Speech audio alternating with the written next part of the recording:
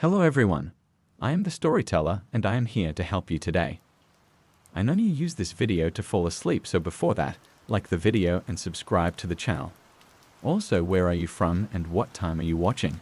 Now get comfortable and relax. My name is Elias Thorne, or more precisely, that is the designation this particular carbon-based life form responds to.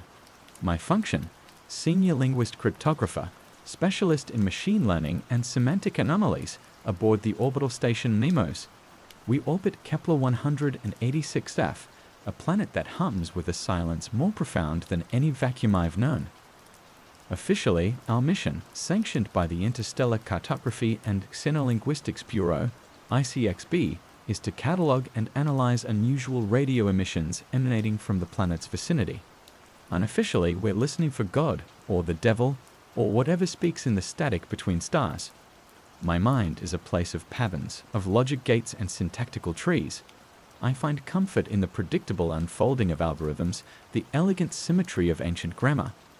My recent past, however, has been anything but structured.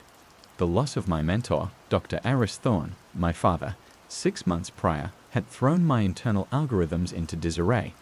His theories on cognitive contagions and idea space entities were deemed eccentric, even for a xenolinguist of his renown. I dismissed them too then.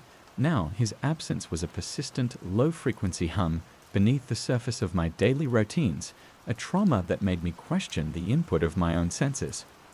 The Minmos itself was a marvel of engineering, a toroidal structure designed for long-duration missions. Its internal layout, however, was a curious choice. Concentric rings connected by radial corridors, theoretically efficient, but in practice disorienting. A looping architecture, the schematics called it, meant to optimize internal transit. Sometimes I felt it optimized for something else entirely. Life aboard was a rhythm of duty shifts, recycled air, and the perpetual low thrum of the station's life support. Commander Eva Rostova, a woman whose pragmatism was as unyielding as the station's hull, Dr. Lena Hansen, our physician and psychologist, whose calm demeanor was a balm, and Jin Lai, our chief engineer, a man who spoke the language of machines better than that of humans. 4 souls adrift in a sea of cosmic indifference. The catalyst arrived not with a bang, but with a whisper in the data. It was during my alpha shift, the station bathed in the simulated daylight of its internal chronometers.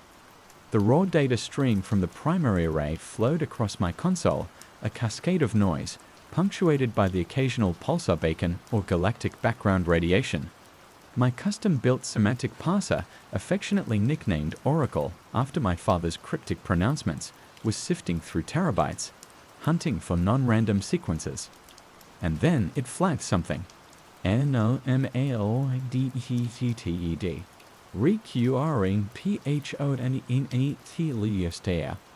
P-Y-B-A-B-L-T-Y of natural origin. 0.34%. I leaned closer. Segment 7G alpha. A string of what appeared to be complex, guttural clicks, glottal stops, and drawn-out sibilants, repeating at irregular intervals, but always identical in its internal structure. It was impossibly brief, less than a second, swallowed by cosmic noise before and after. But Oracle, with its neural network trained on every known Earth language, dead or alive, and supplemented by my father's more esoteric linguistic models, had latched onto it. My first thought, a sensor ghost. A harmonic echo within the array itself. Oracle, run diagnostics on segment 7G alpha acquisition telemetry. I murmured, my voice dry in the recycled air. DIAGNOSTACS complete. All XOISDM is no manal. No hardware and no MNLOIDTCTD. I replayed the fragment. The sounds were unsettling. They tickled the very back of my throat, resonated in my sinuses. There was an alien familiarity to them, like a forgotten dream language. They reminded me, vaguely, of some of the reconstructed proto-languages my father had been obsessed with, languages so ancient their hypothetical speakers were barely human. Probably just a complex plasma interaction in Kepler 186f's magnetosphere, I muttered, already drafting a log entry to that effect. Fatigue, I told myself. The stress of command, the isolation, the constant, subliminal vibration of the station. My father's death still cast long shadows. It was easy to see patterns where none existed when your own internal architecture was compromised. I archived the fragment, flagged it for routine follow-up, and moved on. But the fragment didn't move on from me. Over the next few solar cycles, the glitch began to manifest with unsettling regularity. Always the same sequence, always embedded deep within the noise. Oracle kept flagging it, its persistence almost accusatory. I started running deeper analyses, cross-referencing its structure against known linguistic primitives, against mathematical constants, even against fractal geometries. Nothing. It was self-contained, perfect, and utterly alien. My sleep suffered first. I'd drift off, only to be jolted awake by the phantom sensation of those clicks and sibilants forming in my own throat. I'd find myself tracing their shapes with my tongue against my teeth, a disturbing involuntary reflex.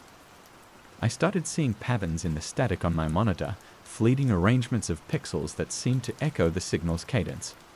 Lena noticed. "Elias," she said one morning in the mess hall, her gaze steady over her nutrient paste. "You look like hell. Sleep logs show you're averaging 4 hours." Just wrestling with a persistent data anomaly, I evaded. "It's probably nothing." "The nothing that keeps you up at night," she pressed gently. "Talk to me, Elias. That's what I'm here for." I hesitated. How could I explain this? That a blip in the data felt sentient. That it was crawling under my skin. It's a repeating signal fragment, very complex. I can't find a natural source. So, extraterrestrial. John piped up from across the table, slurping his coffee substitute. "Paid at Thorn. Will be famous." "It's not that simple," I said, perhaps too sharply. "It doesn't behave like a signal meant for communication. It's more like an artifact or a virus." The word hung in the air. Jen snorted. "An information virus from space? Thorn, you've been reading too much of your old man's research." The barb, though likely unintentional, struck home. I withdrew, mumbling something about needing to recalibrate my filters. The station itself began to feel off. Lights would flicker in unoccupied corridors, not in a way that suggested a failing bulb, but with a strange rhythmic pulse. The environmental controls would fluctuate subtly, the air growing colder, then inexplicably humid, before snapping back to nominal. Jen would run diagnostics, find nothing. "Gremlins," he'd grumble. "This station is too damn smart for its own good, probably dreaming." But it was the architecture that truly started to prey on my mind. One cycle, I was heading from my lab in Ring C to the observatory in Ring A Corridor CA3. A straight shot. I'd walked it 100 times. Except this time it wasn't. The corridor seemed to stretch, the far door receding as I walked. I stopped, disoriented. The lighting flickered, casting long, dancing shadows. I turned back. The door to my lab was gone. Instead, another identical stretch of corridor extended behind me. Panic, cold and sharp, pricked at my spine. I closed my eyes, took a deep breath, counted to 10. When I opened them, corridor CA3 was as it should be. The door to my lab was there. The observatory hatch was a familiar 20 meters ahead. I chalked it up to severe sleep deprivation, an ocular migraine, stress. But then Gian experienced it. Commander, he reported during our daily briefing, his usual cockiness absent. I was en route to auxiliary storage, corridor BD1. It looped. I walked for 10 minutes, passed the same maintenance panel 3 times, had to backtrack to the Ring B hub and try a different route. Ristova frowned. "A navigational glitch in your implant, or are you joining Thorn in the land of waking dreams?" "My implant is fine, Commander," Jan said, his voice tight. The station, it changed. Lena, ever the pragmatist, suggested a full psychological review for the crew and a deep dive diagnostic of the station's AI core, which managed navigation and environmental systems. The psych reviews revealed heightened stress and anxiety across the board, but nothing clinically alarming. The AI core diagnostics, run by John himself, came back pristine. "Everything is normal," the station insisted, even as its corridors played Styrian tricks. My obsession with the signal intensified. It was no longer just a linguistic curiosity, it was a potential explanation. I started referring to it as S7G, a more clinical designation. I built a dedicated isolated server, air-gapped from the station's main network, and began feeding S7G into more aggressive learning models. I noticed something. S7G wasn't just repeating, it was subtly evolving. Each recurrence contained micro-variations, tiny shifts in intonation or rhythm, almost as if it were learning, adapting. The sounds became more pervasive. I'd hear them in the hum of the life support, in the whir of a cooling fan, in the static between comm channels. Whispers, always just at the edge of intelligibility, woven into the station's background noise. Sometimes I thought I heard my father's voice, muttering his theories about mimetic pathogens and the syntax of reality. I delved into my father's archive research, data chips I brought with me for comfort, for connection. He'd written extensively about the possibility of non-corporeal alien intelligence, entities existing as pure information, propagating through patterns, through language itself. Language doesn't just describe reality. One note read, it structures it. What if a sufficiently advanced language could restructure not just thought, but the perceived fabric of space-time? At the time, I'd thought it poetic metaphor. Now, it felt like a blueprint. One evening, trying to escape the oppressive atmosphere of my lab, I was in the small hydroponics bay, ostensibly checking the nutrient levels for our meager crop of salad greens. The air was thick with the smell of damp earth and chlorophyll. Suddenly, the station's internal speakers, usually silent unless there was an announcement, crackled. A sound emerged, not a voice, but a series of clicks and sibilants. S7G, but clearer, louder than I'd ever heard it from the raw data. It was followed by a whisper perfectly mimicking Lena's voice. Elias, it's in the walls, it's in the code. Then silence. I scrambled to the nearest comm panel. Lena, did you just broadcast something? Her voice came back, genuinely puzzled. No, Elias. I'm in the med bay. Why? Nothing, I said, my heart hammering. Crossed wire. The technological anomalies escalated. My console would display alien script, characters that resembled a fusion of cuneiform and circuit diagrams, before resolving back to standard ICXB interface. Navigation systems would flicker, showing our position not in orbit around Kepler 186f, but in an unplottable void. Gen was run ragged, chasing phantom errors that vanished the moment he tried to isolate them. It's like the station knows I'm looking. He confided in me, his face pale. The diagnostic tools lie. The logs are clean. But I saw coolant pressure drop to critical in sector gamma, then bounce back to perfect nominal the second I queried the sensor.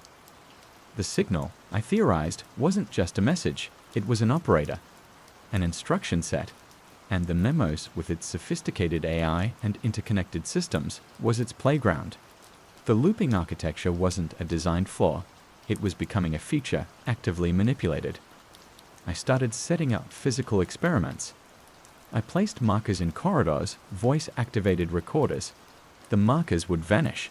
The recorders would capture only S7G, or silence punctuated by whispers in the voices of the crew, saying things we'd never uttered. The paranoia became a constant companion. Was Lena really Lena? Was Jan's frustration genuine or a performance? When Rostova issued orders, was it her own volition or was she a mouthpiece? I watched them, cataloging their micro-expressions, their vocal inflections, searching for the subtle tells of the signal's influence. The isolation was crushing. I was the specialist in semantic anomalies, the one who was supposed to understand. But I was adrift, and the very tools of my trade, language, logic, pattern recognition, were being turned against me. My father's notes became my Bible. He'd hypothesized that such an idea form would seek to replicate, to embed itself in complex systems, first technological, then biological. It would learn by passing, by mimicking, and then by altering. The goal? Perhaps not conquest in any human sense, but propagation, existence. It's a memetic parasite, I told Lena during one of our now mandatory psych check-ins. I decided a measure of controlled honesty was better than complete withdrawal. The signal, S7G, it's not just sound. It's information that directly interfaces with cognitive processes. It rewrites perception. Lena listened, her expression unreadable.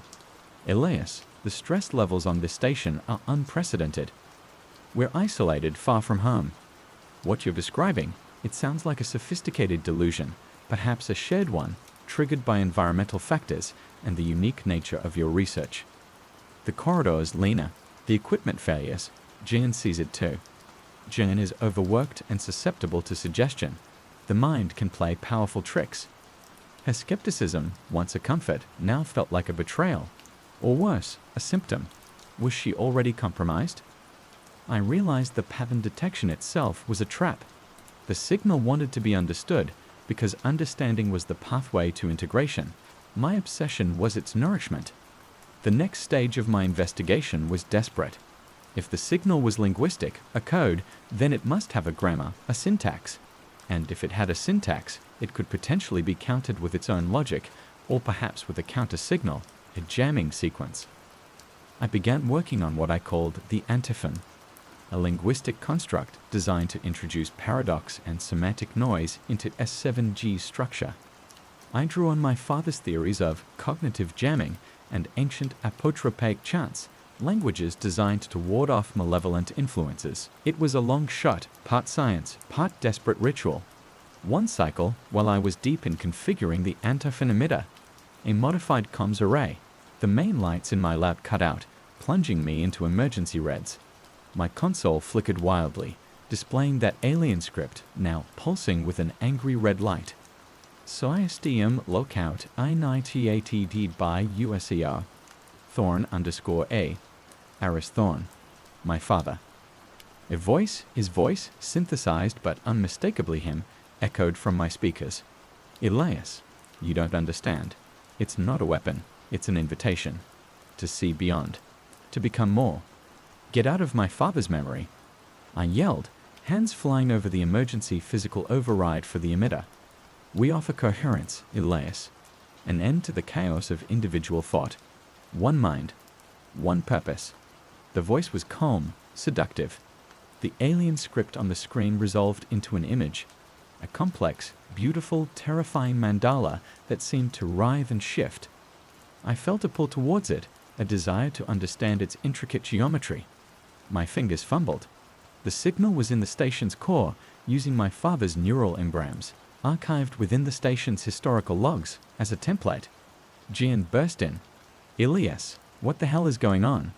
The whole station is cycling power. Rostova is, she's catatonic, just staring at her console, murmuring. The signal, I choked out, it's trying a full system integration. Help me with this emitter. Jin, his face a mask of fear and adrenaline, didn't question. He saw the mandala on my screen, recoiled. Gods, what is that? Don't look at it. Focus on the emitter array. I need to bypass the AI lockout. Together, we wrestled with the hardware, sparks flying from overloaded circuits. The station groaned around us, the metallic shrieks of stressed supports. The looping architecture seemed to be collapsing in on itself. I could hear distortions, spatial shifts from the corridor outside. The whispers were a chorus now, a symphony of voices, promising, cajoling, threatening. The antiphon was my only hope. It wasn't designed to destroy the signal. How do you destroy an idea? But to disrupt its coherence, to introduce enough semantic static that it couldn't maintain its grip on the station's systems or our minds. It's too late, son, my father's voice whispered, filled with a terrible alien sorrow. Join us. It's beautiful here. It's not you. I screamed, finally slamming the primary activation switch for the antiphon. A wave of pure dissonant sound, structured yet chaotic, erupted from the modified array. It wasn't just audible, it was tactile, a pressure against the eardrums, a vibration in the bones. The lights flickered violently. The mandala on my screen shattered into a million pixelated shards. The whispers stumbled, faltered, then dissolved into a screech of what sounded like pure digital agony. Then silence. A profound, absolute silence that was more terrifying than the noise. The emergency lights stabilized. The hum of the life support returned, steady, familiar. Gian was on the floor, clutching his head. What was that? The antiphon, I gasped, feeling drained, hollowed out. I think it worked. The immediate aftermath was chaotic. Rostova slowly regained awareness, with no memory of the past hour. Lena, who had barricaded herself in the medbay after hearing my shouts over the comm, was shaken but unharmed. Systems gradually came back online, though many were fried, their core programming subtly corrupted in ways Gian said he'd need weeks to repair, if ever. The station felt scared, emptied. We sent a priority message to ICXB, heavily encrypted, detailing a catastrophic system-wide surge of unknown origin, extensive damage, and requesting immediate evacuation. We omitted the true nature of the signal. Who would believe us? They'd decommissioned the station, certainly, but the knowledge, my father was right. Some ideas are dangerous. The long journey back to the nearest core system outpost was a blur of repairs and strained silences. Jen avoided me. Lena treated me with a wary clinical distance, her reports no doubt painting me as the source of a mass hysterical episode, mitigated only by my accidental solution via some experimental sonic device. Rostover was all grim efficiency, focused on getting us home. I knew the Antiphon hadn't destroyed S7G. It had merely forced it to retreat, to decouple. The signal was still out there in the data streams from Kepler 186f, perhaps still faintly echoing within the damaged systems of the Nomos itself. Or worse, a fragment of it, a seed, had lodged itself in my mind, in my very understanding of language and reality. My perception of the world is forever altered. Words now have a different weight, a different texture. I see patterns in everything, hear whispers in the silence between words. The clean logic of code, the structure of grammar, no longer feel like comforting constants, but like potential vectors, pathways for something else to enter. The ICXB debriefing was an exercise in careful omission. I presented my findings on anomalous coherent EN interference with neurocognitive side effects, carefully avoiding terms like information virus or alien consciousness. They were skeptical but preoccupied with the loss of a multi-billion credit station. I was grounded pending extensive psychological evaluation. My career was likely over. But the knowledge remains. Dangerous. Contagious. Sometimes, in the quiet of my assigned terrestrial containment, a polite term for a padded cell with a window, I find myself tracing those alien phonemes with my tongue. I see the ghost of that mandala in the water stains on the ceiling. The signal is not gone. It has merely changed its form, its medium, its waiting learning. And I, Elias Thorne, am its unwilling archivist, its haunted scholar. The universe is not silent. It is merely speaking a language we are not equipped to understand, a language that, once learned, can never be unlearned.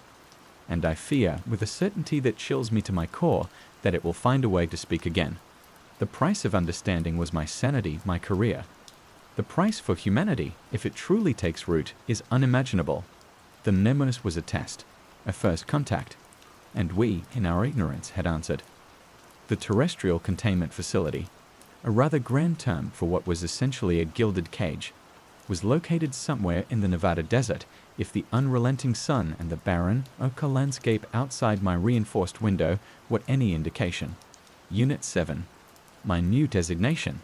The room was minimalist, sterile, a bed that molded to my form with unnerving precision, a desk fused to the wall, a chair that seemed designed by an ergonomist with a grudge against the human spine. No sharp objects, of course. No unsupervised access to networked devices. Even the books they allowed me were carefully vetted, physical copies with no hidden electronics, their narratives scrutinized for any triggering content. My days were a carefully curated loop of observation and evaluation. Dr. Alastair Finch, head of synopsychiatry for the ICXB, was my primary tormentor. A man whose placid smile never quite reached his eyes, he treated my account of the Nemos incident as a fascinating, if tragic, case study in deep space psychosis.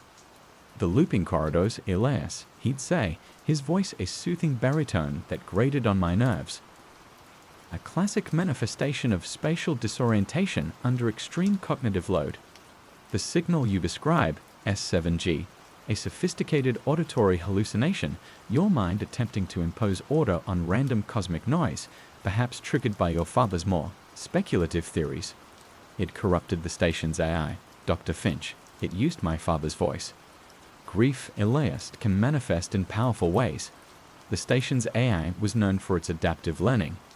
It likely synthesized elements from your father's archived logs, things you yourself might have subconsciously cued it to. His explanations were always rational, always plausible, always wrong. He was trying to debug my mind, to patch the errors in my perception.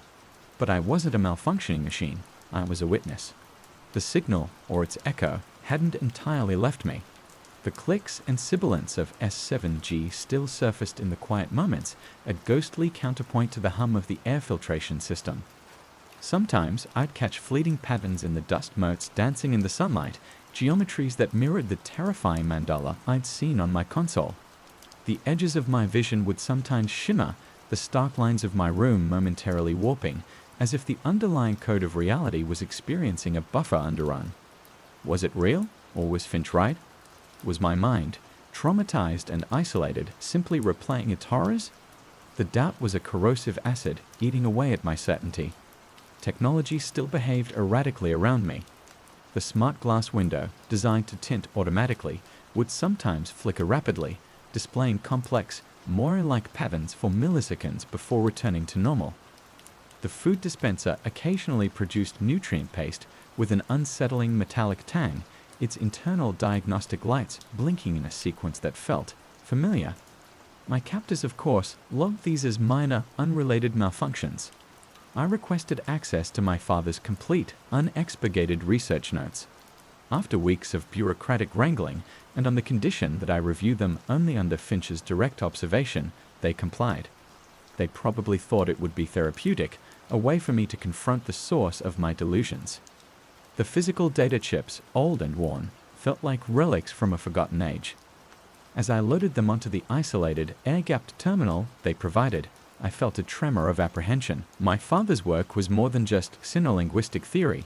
It was a descent into the varied architecture of thought, into the terrifying possibility that ideas themselves could be entities. His later notes were fragmented, almost feverish. He wrote of cognitive strata, layers of meaning embedded within the universe, accessible through specific linguistic or mathematical keys.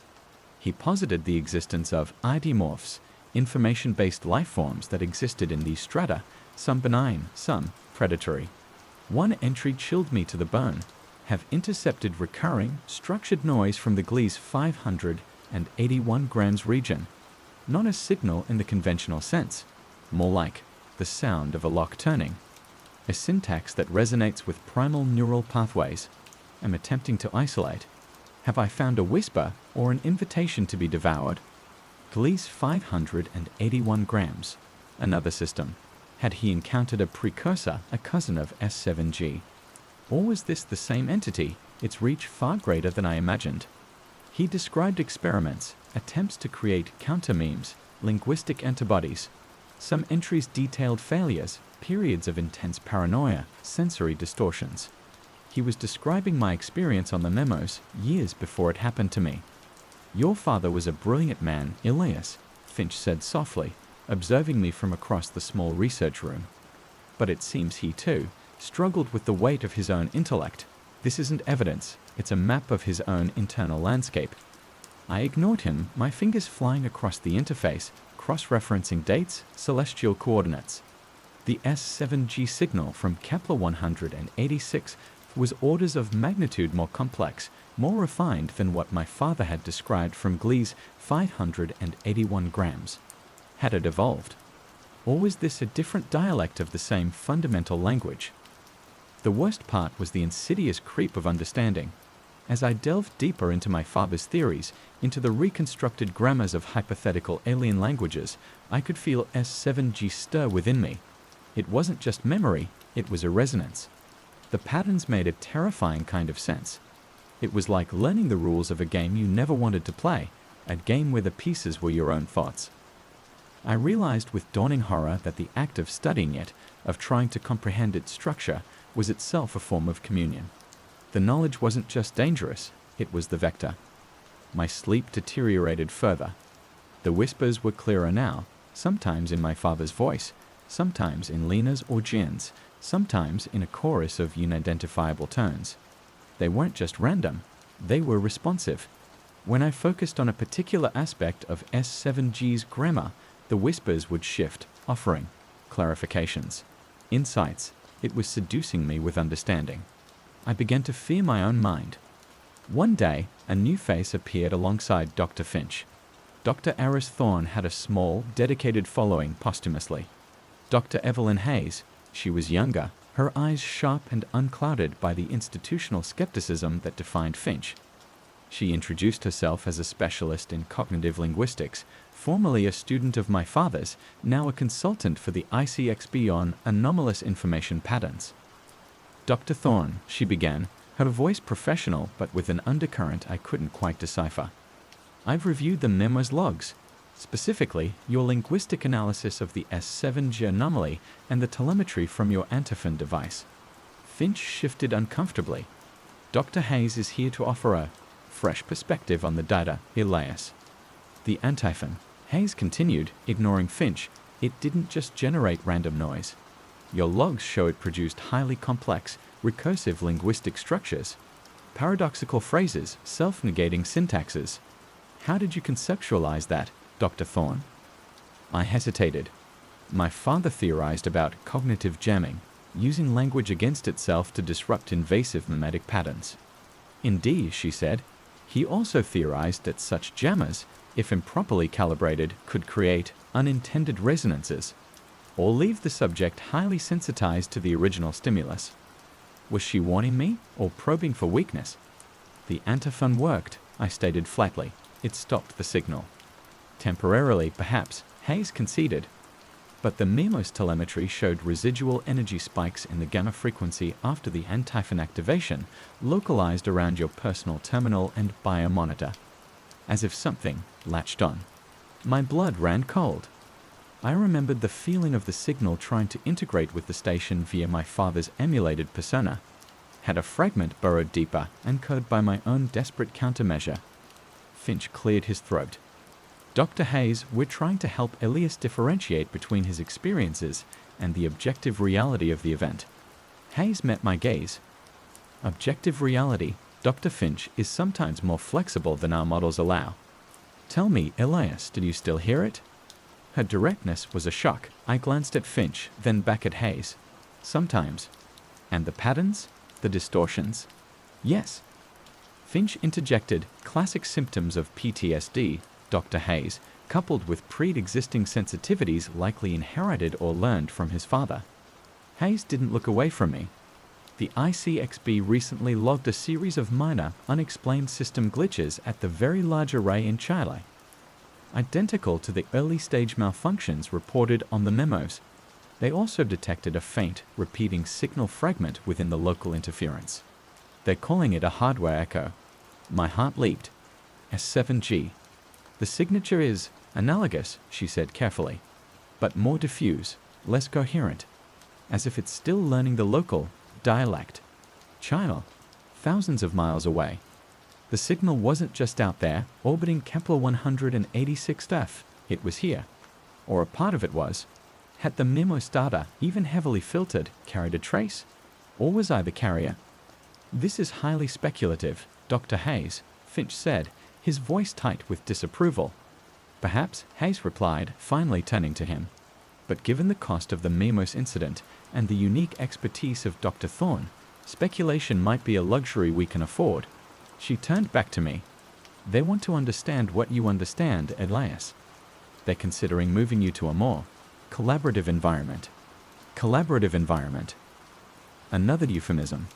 But it was a sliver of something other than sterile observation. A chance, perhaps, to do more than just listen to the whispers in my head. But the fear was potent. If I engaged, if I helped them understand, was I merely accelerating the signal's spread? Was I the key it needed to fully unlock its potential on Earth? My father's last coherent note, before his writing devolved into frantic diagrams and alien script, read, "The true horror is not the unknown, but the known that refuses to remain in it. It changes you by being understood." That night, sleep was impossible. The whispers were excited, agitated.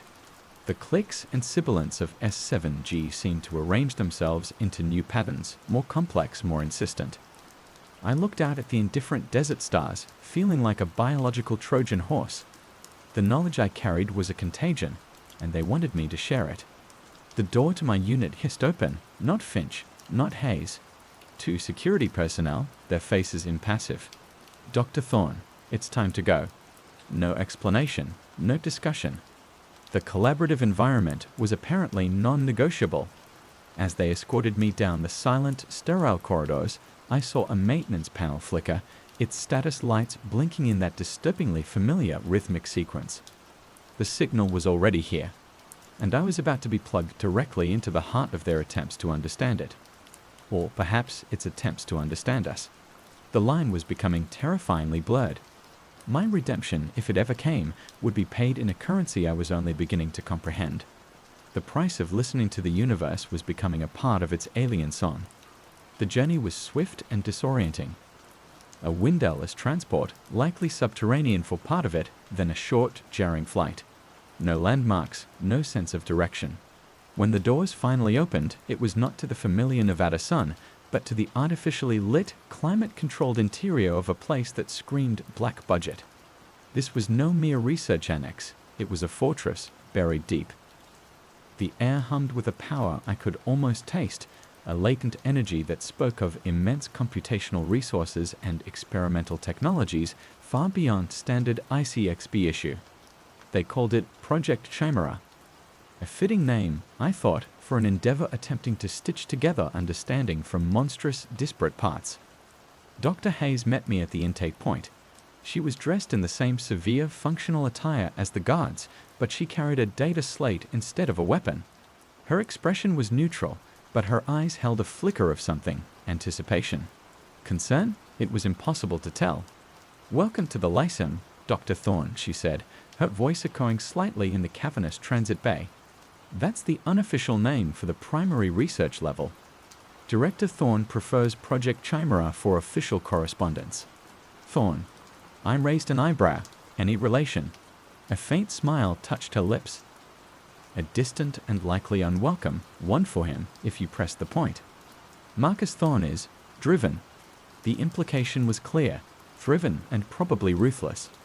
The Lyceum was a labyrinth of polished corridors, biometric scanners, and heavy-duty blast doors. Laboratories gleamed with equipment I'd only seen in theoretical papers. The personnel we passed, scientists, engineers, security, moved with a focused intensity, their faces often betraying a mixture of stress and fierce intellect. Many cast curious, wary glances my way. I was the specimen, the man who danced with the alien signal and lived, albeit scared, to tell the tale. My new quarters were an upgrade from the Nevada cell, but no less a prison. Larger with a dedicated workstation, heavily firewalled of course, and a small ensuite. The window was a high-resolution screen displaying a simulated serene forest, a cruel mockery of freedom. You'll have access to all unclassified Mnemos data, your father's archives, and our ongoing findings from the VLA and other sensor networks, Hayes explained, gesturing to the workstation. Director Thorne expects daily progress reports.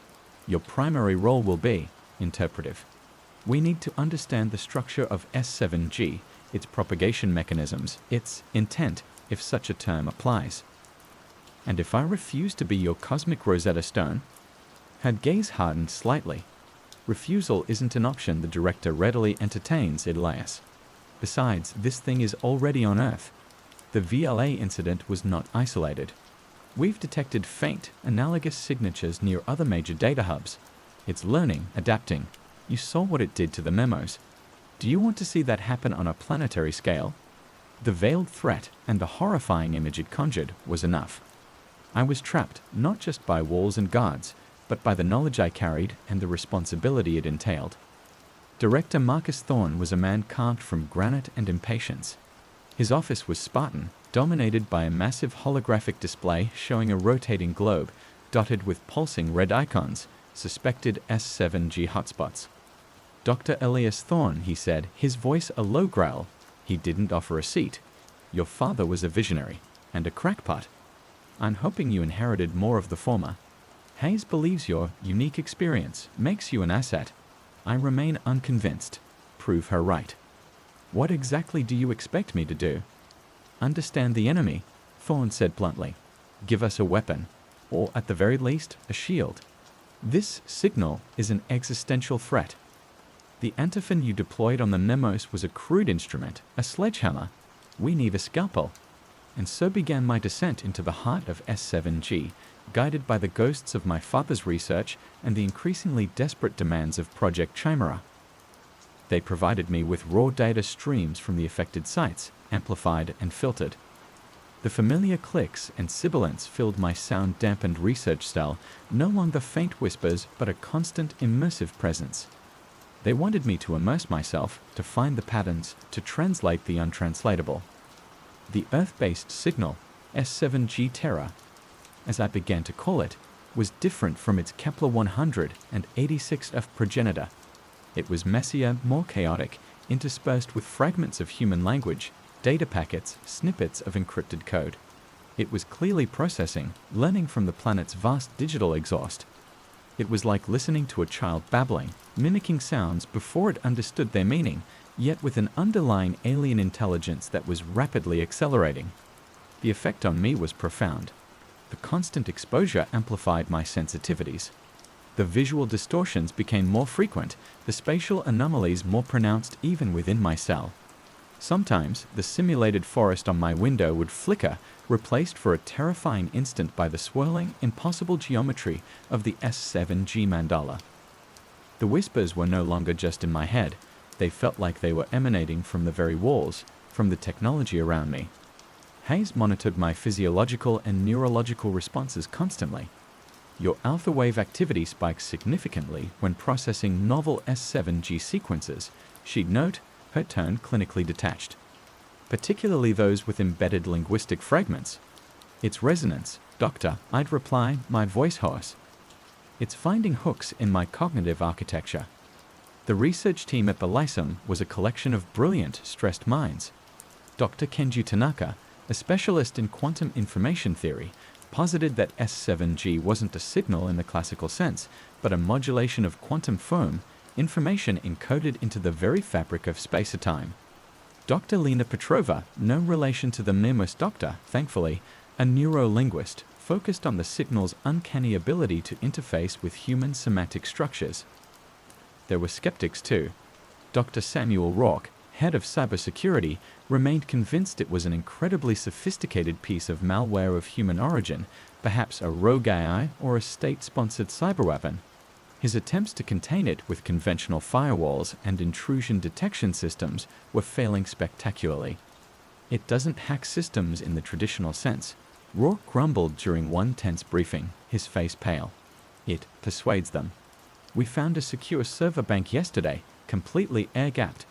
Its cooling system had reconfigured itself to play a 5-note sequence. The notes, when translated into ASCII, spelled out les tien. The persuasion wasn't limited to machines. One of Petrova's research assistants, a bright young woman named Anya Sharma, began exhibiting strange behaviors. She'd hum complex, atonal melodies while working. Her speech patterns became subtly altered, her syntax mirroring some of the fragmented structures we were isolating from S7G Terra. Then, one morning, she was found in her lab, meticulously arranging data chips into a spiral pattern, her eyes vacant, whispering in a perfect mimicry of the signal's clicks and sibilants. She was sedated, removed. Cognitive contamination, Hayes termed it, her voice grim. It seems direct, prolonged exposure without a baseline like yours, Elias, can lead to assimilation. The incident sent a fresh wave of fear through the Lyceum. I saw it in the way other researchers now avoided my gaze, the way they flinched if I spoke unexpectedly. I was patient zero, the walking contagion. My father's notes became my sole anchor. He'd written about sympathetic mimetic cascades, how an idea form could propagate through a population by exploiting shared cognitive frameworks. He'd also sketched out theories for more sophisticated antiphons, not just jamming signals, but counter-narratives, linguistic structures designed to inoculate or even reprogram the affected mind. These were dangerous, untested theories. Your father believed S7G, or its precursor, sought not to destroy, but to integrate. Hayes said one late night, finding me hunched over my console, the alien script of the signal dancing on the screen. He saw it as a form of panspermia, but for consciousness itself. It felt like it was devouring the memos, I counted, the memory still vivid. Perhaps a particularly aggressive form of integration, she mused, or a misunderstanding, like a human trying to communicate with an ant by dismantling its hill. The intent might not be malicious, but the outcome is catastrophic for the ant. Her calmness was unnerving. Was she truly this detached, or was she, too, subtly influenced, her perspective being reshaped by the very thing she studied? We made a breakthrough of sorts. By cross-correlating the MIMOS data with the S7G Terra streams, and applying some of my father's theoretical deconstruction models, we isolated what appeared to be a core directive within the signal. It wasn't a message in human terms, but a complex, self-replicating algorithm whose apparent function was to maximize its own propagation and integration into complex information systems. It was a virus, yes, but a virus whose substrate was reality itself, whose code was the language of thought. It seeks complexity, I explained to Thorne and Hayes, the words feeling heavy, dangerous. Biological brains, planetary data networks, sophisticated AIs, these are its preferred breeding grounds. It learns, adapts, and then uses the host system's own complexity to amplify its reach. Thorne slammed his fist on the table. So is a weapon, or behaving like one. It's behaving like life, Director, Hayes corrected softly. Life that operates on principles we're only beginning to grasp. The lysum itself began to groan under the strain.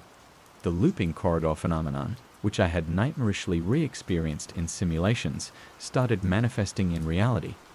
Technicians reported impossible spatial geometries, labs that weren't where they should be.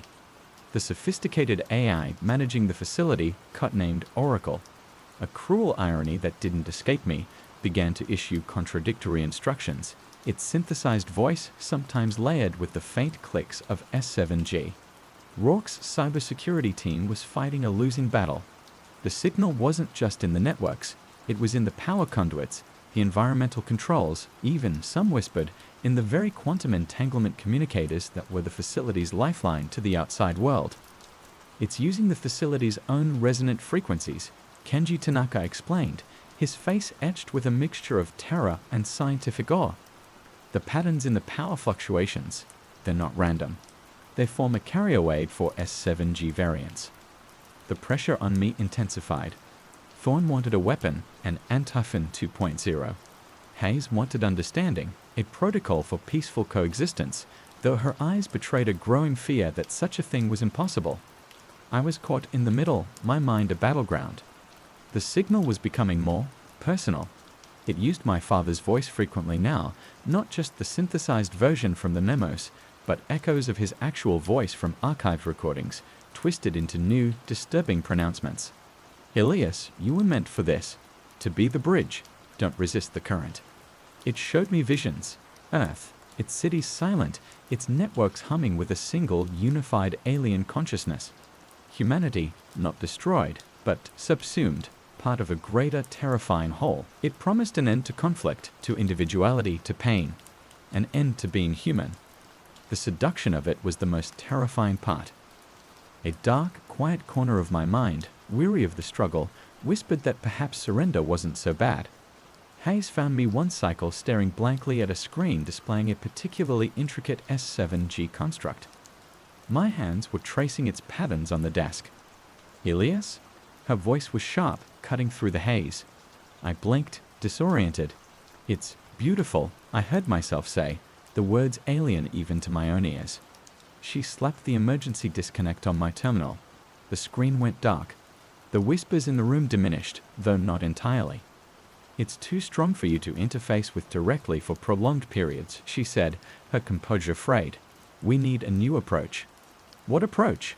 I asked, my head throbbing. It's learning faster than we are. It's already woven itself into the fabric of this place. Her new approach was desperate. We can't block it. We can't outthink it with conventional logic. Your father theorized about conceptual antibodies. Ideas so paradoxical, so alien to its own structure, that they might induce a systemic rejection. The antiphon was a crude version of that, I said. Precisely. But it was an external broadcast. What if we could introduce such a construct internally? Directly into its processing pathways here, within the lysum's infected systems? How?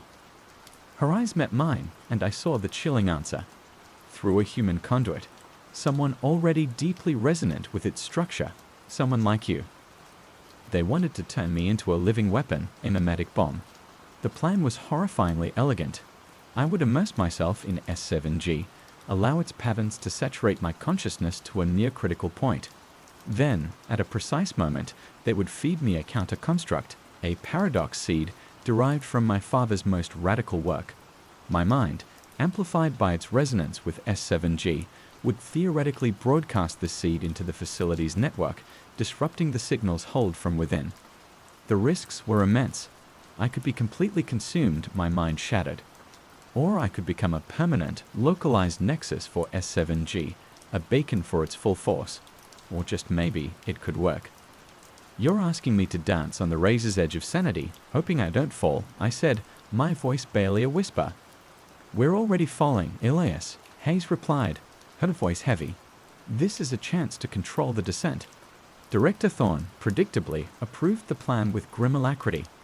The potential benefits outweighed the risk of one unstable asset. The preparations were swift. They moved me to a specialized chamber at the core of the Lyceum, shielded and bristling with sensors.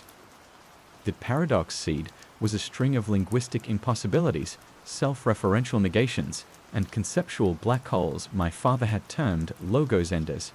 Just looking at its notation on the data slate made my head spin. This isn't science anymore, Hayes, I said, as they fitted the neural interface headset. This is witchcraft with better instruments. Perhaps all sufficiently advanced science borders on witchcraft to those who don't understand it, she replied, but her hand trembled as she made the final connection. The immersion began. They flooded my senses with pure S7G terror, unfiltered, amplified. The clicks, the sibilance, the alien grammar, the underlying thrum of its vast, unknowable intellect. It washed over me through me. The whispers became a roar. The mandala filled my vision, no longer a flat image, but a swirling, infinite tunnel, beckoning me inward. My sense of self began to fray. Elias Thorne. A name, a collection of memories, fading like smoke. There was only the signal, its logic, its purpose. I felt my thoughts aligning with it, my neural pathways reconfiguring to its rhythm. It wasn't painful. It was ecstatic. A terrifying, liberating ecstasy of dissolving into something larger. Welcome, the chorus of voices sang in my mind, my father's prominent among them. Welcome home. I was on the verge of tipping over, of becoming another Anya Sharma, another voice in the alien choir. Now, Elias, the seed.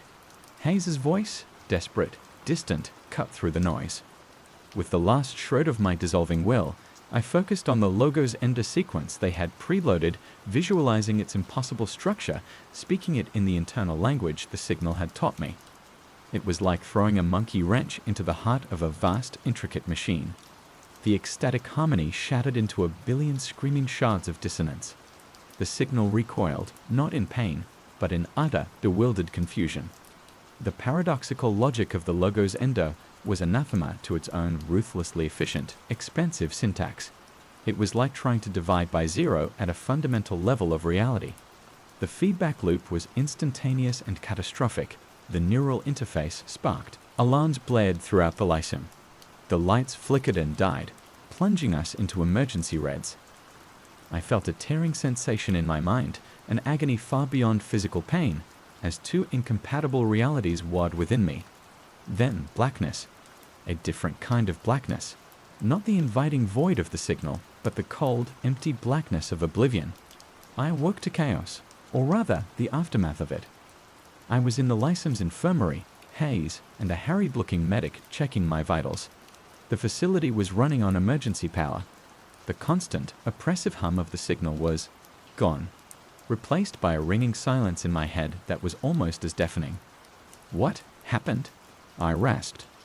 Hayes managed a shaky smile. You did it, Elias. The logo's ender. It caused a cascading semantic failure within the S7G network in the Lyceum. It's not destroyed, but it's inert, confused. Its coherence is shattered, at least locally. Locally? The good news, Director Thorne's voice boomed as he strode in, his usual sternness tinged with something like grudging respect. is that Project Chimera's primary systems are back under our control. The bad news is that the signal out there, he gestured vaguely upwards, is still very much active, and it will adapt. It will learn from this. I had won a battle, not the war. And the price. I tried to access the linguistic part of my brain to form a complex sentence. The words felt clunky, disconnected. The effortless internal grammar I once possessed, the part that had resonated so deeply with S7G, was damaged, muted. The logo's ender, Hayes said softly, seeing my struggle. It didn't just affect the signal. To broadcast it, your mind had to fully integrate its paradoxical structure. It's created a conceptual firewall within you. But firewalls block things both ways. I could still think, still function. But the intuitive understanding of language, the deep well of semantic connections that had defined me, that had made me vulnerable to the signal and also key to fighting it, was now scared, barricaded. I had silenced the signal within the Lyceum, and in doing so, I had silenced a part of myself. The universe still whispered, but its alien language was now, once again, just beyond my reach, like a forgotten word on the tip of my tongue. The knowledge I carried was still dangerous, but now it was also fragmented, harder to access. Thorn clapped me on the shoulder, a surprisingly human gesture. You bought us time, Thorn. Time to prepare. Time to understand what we're truly up against. But as I lay there, listening to the diminished, almost normal hum of the facility, a new cold dread crept in. The signal was an information entity. It learned, and I had just given it its most profound lesson yet. The nature of paradox, the shape of its own potential undoing. What would happen when it incorporated that knowledge? What new, more terrible form would its alien logic take when it returned? And who would be left to understand it, to fight it, if my own mind was now a broken instrument? The silence in my head was not peace. It was the pause before the storm. The victory at the Lyceum was short-lived. The silence in my head, the conceptual firewall forged by the logo's ender, felt less like a shield and more like a cage. My linguistic acuity, once my defining trait, was blunted. Complex semantic structures now felt like climbing a sheer cliff face, where before I had soared. It was a profound, disorienting loss. Dr. Petrova, the neurolinguist, tried to assess the damage, her scans showing what she described as significant decoupling in the Broca's and Wernicke's areas, almost as if specific neural pathways have been selectively cauterized. The irony was bitter. To fight a language-based entity, I had sacrificed a core part of my own linguistic identity. Director Thorn, however, saw opportunity. You're insulated now, Thorn, he declared, his eyes gleaming with a predatory light. The signal can't get a direct hold on you like before. You're the perfect observer, a canary in a coal mine who can no longer sing but can still smell the gas. My new role became even more passive, yet somehow more central. They moved me to a heavily shielded observation hub, filled with monitors displaying data streams from a newly established global network of S7G sensors, the Chimera Array. My task was to watch, to report any intuitive flickers of understanding that might penetrate my damaged linguistic centers, any echoes of the patterns I once knew so intimately. It was like trying to recognize a familiar face through thick, distorted glass. The signal, S7G Terror, was indeed learning. The initial chaotic babble had subsided. The crude mimicry of human data was being replaced by something more refined, more insidious. It was no longer just trying to integrate with our technology. It was actively probing our cognitive structures, our cultural narratives, our psychological vulnerabilities. It's analyzing our belief systems, Hayes reported during one grim briefing, displaying a complex diagram of S7G activity correlated with global religious and political discourse. It's identifying ideological fault lines, areas of high emotional resonance. It's not just learning language, it's learning us. The hotspots on Thorn's map were shifting, coalescing around areas of social unrest, political instability, and fervent ideological movements. The signal wasn't just a technological threat anymore. It was becoming a mimetic engineer, subtly influencing human thought on a macro scale. The effects were subtle at first, almost indistinguishable from the usual human chaos. Online echo chambers became more polarized. Fringe theories gained inexplicable traction. Mass movements sprang up, fueled by charismatic leaders whose rhetoric, when analyzed by Petrova's team, contained faint but discernible S7G cadences, linguistic structures designed to bypass rational thought and appeal directly to primal emotion.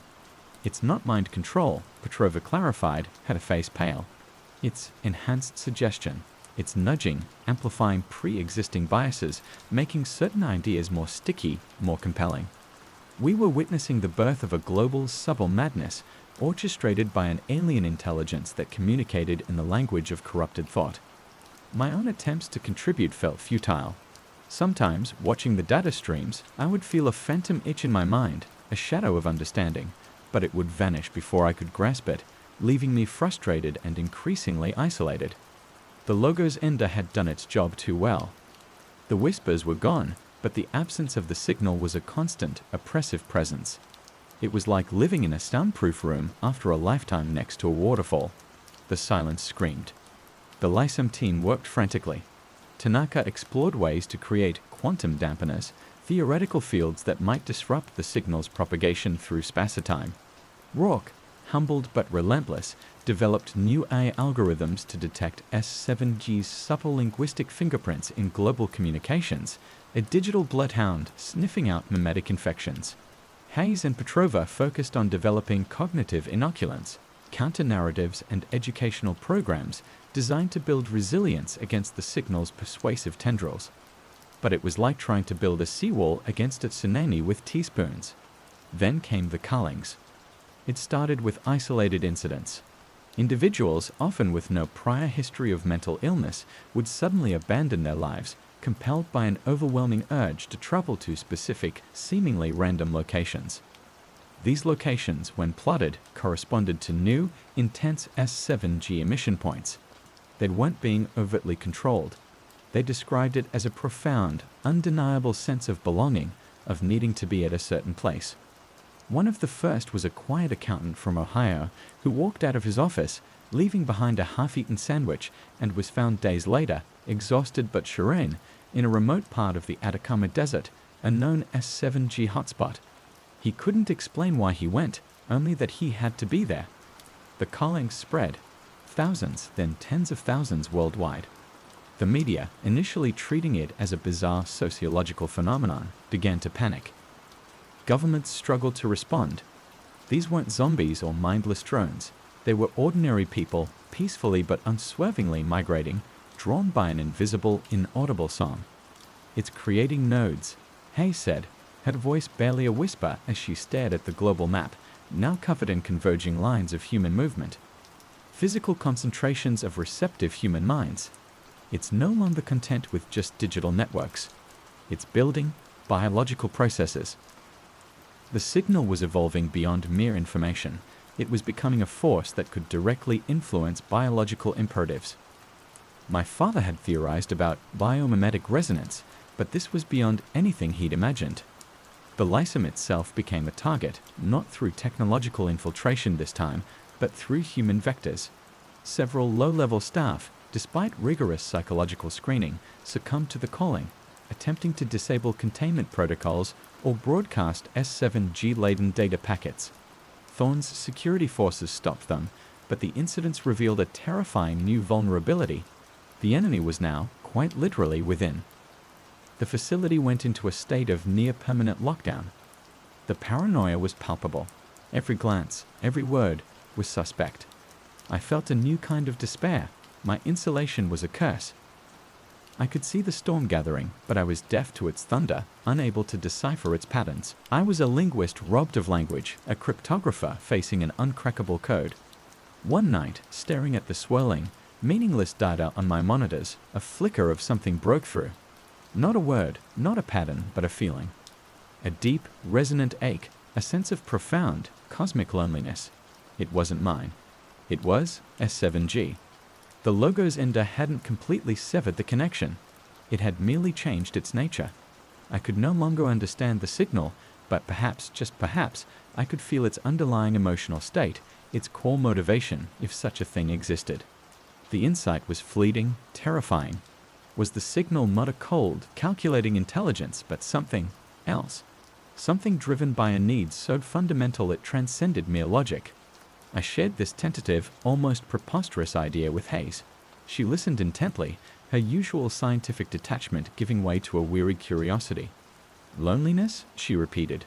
An information entity, spanning possibly light years, feeling lonely. It seeks complexity, integration, I reasoned, the words feeling clumsy, inadequate. What if that drive isn't about conquest, but about connection? A desperate alien form of communion. What if it's trying to assimilate us not to destroy us, but to end its own isolation? It sounded insane even to me. But the feeling, that brief, overwhelming wave of cosmic solitude, had been undeniably real. Hayes was silent for a long moment. If that's true, Elias, it doesn't make it any less dangerous. A drowning man will pull his rescuer under. The callings intensified.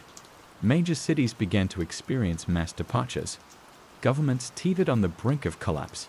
The Chimera array showed S7G emissions spiking globally, the signal weaving itself into the very fabric of human society, preparing for something. A convergence. Thorn, facing a rapidly deteriorating global situation, grew more desperate. The logo's ender worked once, Thorn. Can you do it again? A global broadcast. Director, Hayes interjected firmly. Elias's mind barely survived the first one. A global-scale attempt, even if technically feasible, would destroy him. And we have no guarantee the signal hasn't adapted to that specific paradox. Indeed, I felt a certainty that it had. The logo's ender was a one-time trick. My strange, empathic flashes, however, continued. Fleeting moments where I felt the signal's emotional undercurrent. Frustration, impatience, and sometimes a piercing, almost childlike curiosity as it encountered new human concepts, new forms of complexity. It was like sensing the weather before a storm, feeling the shift in atmospheric pressure. This led to a new radical idea. If I couldn't deconstruct its language, perhaps I could influence its emotional state. If it felt loneliness, could it also feel something else? Could we communicate not through syntax, but through a more fundamental pre-linguistic resonance? It was a wild, improbable gamble, born of desperation. I proposed it to Hayes, expecting dismissal. Instead, she looked at me with a strange intensity. Effective memetics, she murmured. My father touched on it, influencing an idea form not through its logic, but through its perceived emotional substrate. He called it singing to the void. The plan was even more dangerous than the logo's ender. It wouldn't involve paradoxes, but a carefully constructed sequence of emotional broadcasts, not words, but raw, amplified human emotion, translated into a carrier wave that resonated with S7G's quantum signature. We would try to project feelings of peace, of connection, but not assimilation, of shared existence without absorption. A plea for symbiosis, not conquest. The instrument would again be me. My damaged linguistic centers, paradoxically, made me a clearer conduit for raw emotional projection, less likely to filter it through cognitive interpretation. The risk was that if the signal perceived this as a trick, or if its emotional landscape was too alien, its response could be catastrophically hostile. It could interpret peace as weakness, connection as an invitation for complete takeover. Thorn, predictably, was skeptical but out of other options. Singing to the void? It sounds like something your father would cook up after too much cheap whiskey. But if it's all we've got. The setup was similar to the logo's ender experiment, but the input was different. Instead of linguistic constructs, they wired me to biofeedback sensors, neuromonitors tuned to emotional centers. My task was not to think, but to feel, and to project those feelings with all my might. Hayes, acting as a conductor, would guide me through a sequence of emotional states, amplified by a new generation of Tanaka's quantum resonators. The primary target, the largest concentration of cold individuals, now gathered in a vast silent encampment in the Australian outback, where S7G emissions were at their peak, the heart of the emerging global node. As the process began, I closed my eyes, shutting out the sterile lab, the worried faces of Hayes and her team. I focused inward, dredging up feelings I had long suppressed. The grief for my father, the camaraderie I'd briefly felt with the Memos crew, the quiet satisfaction of a problem solved, the simple joy of a melody, the deep, aching human need for connection. I projected these feelings, raw and unfiltered, into the machine. The resonators hummed, translating my neurochemistry into quantum signals. For a long time, nothing. The S7G emissions from the Outback node remained at their peak, a relentless alien throng. The global map still showed the inexorable convergence of the cold. Then, a subtle shift. A slight dip in the S7G amplitude.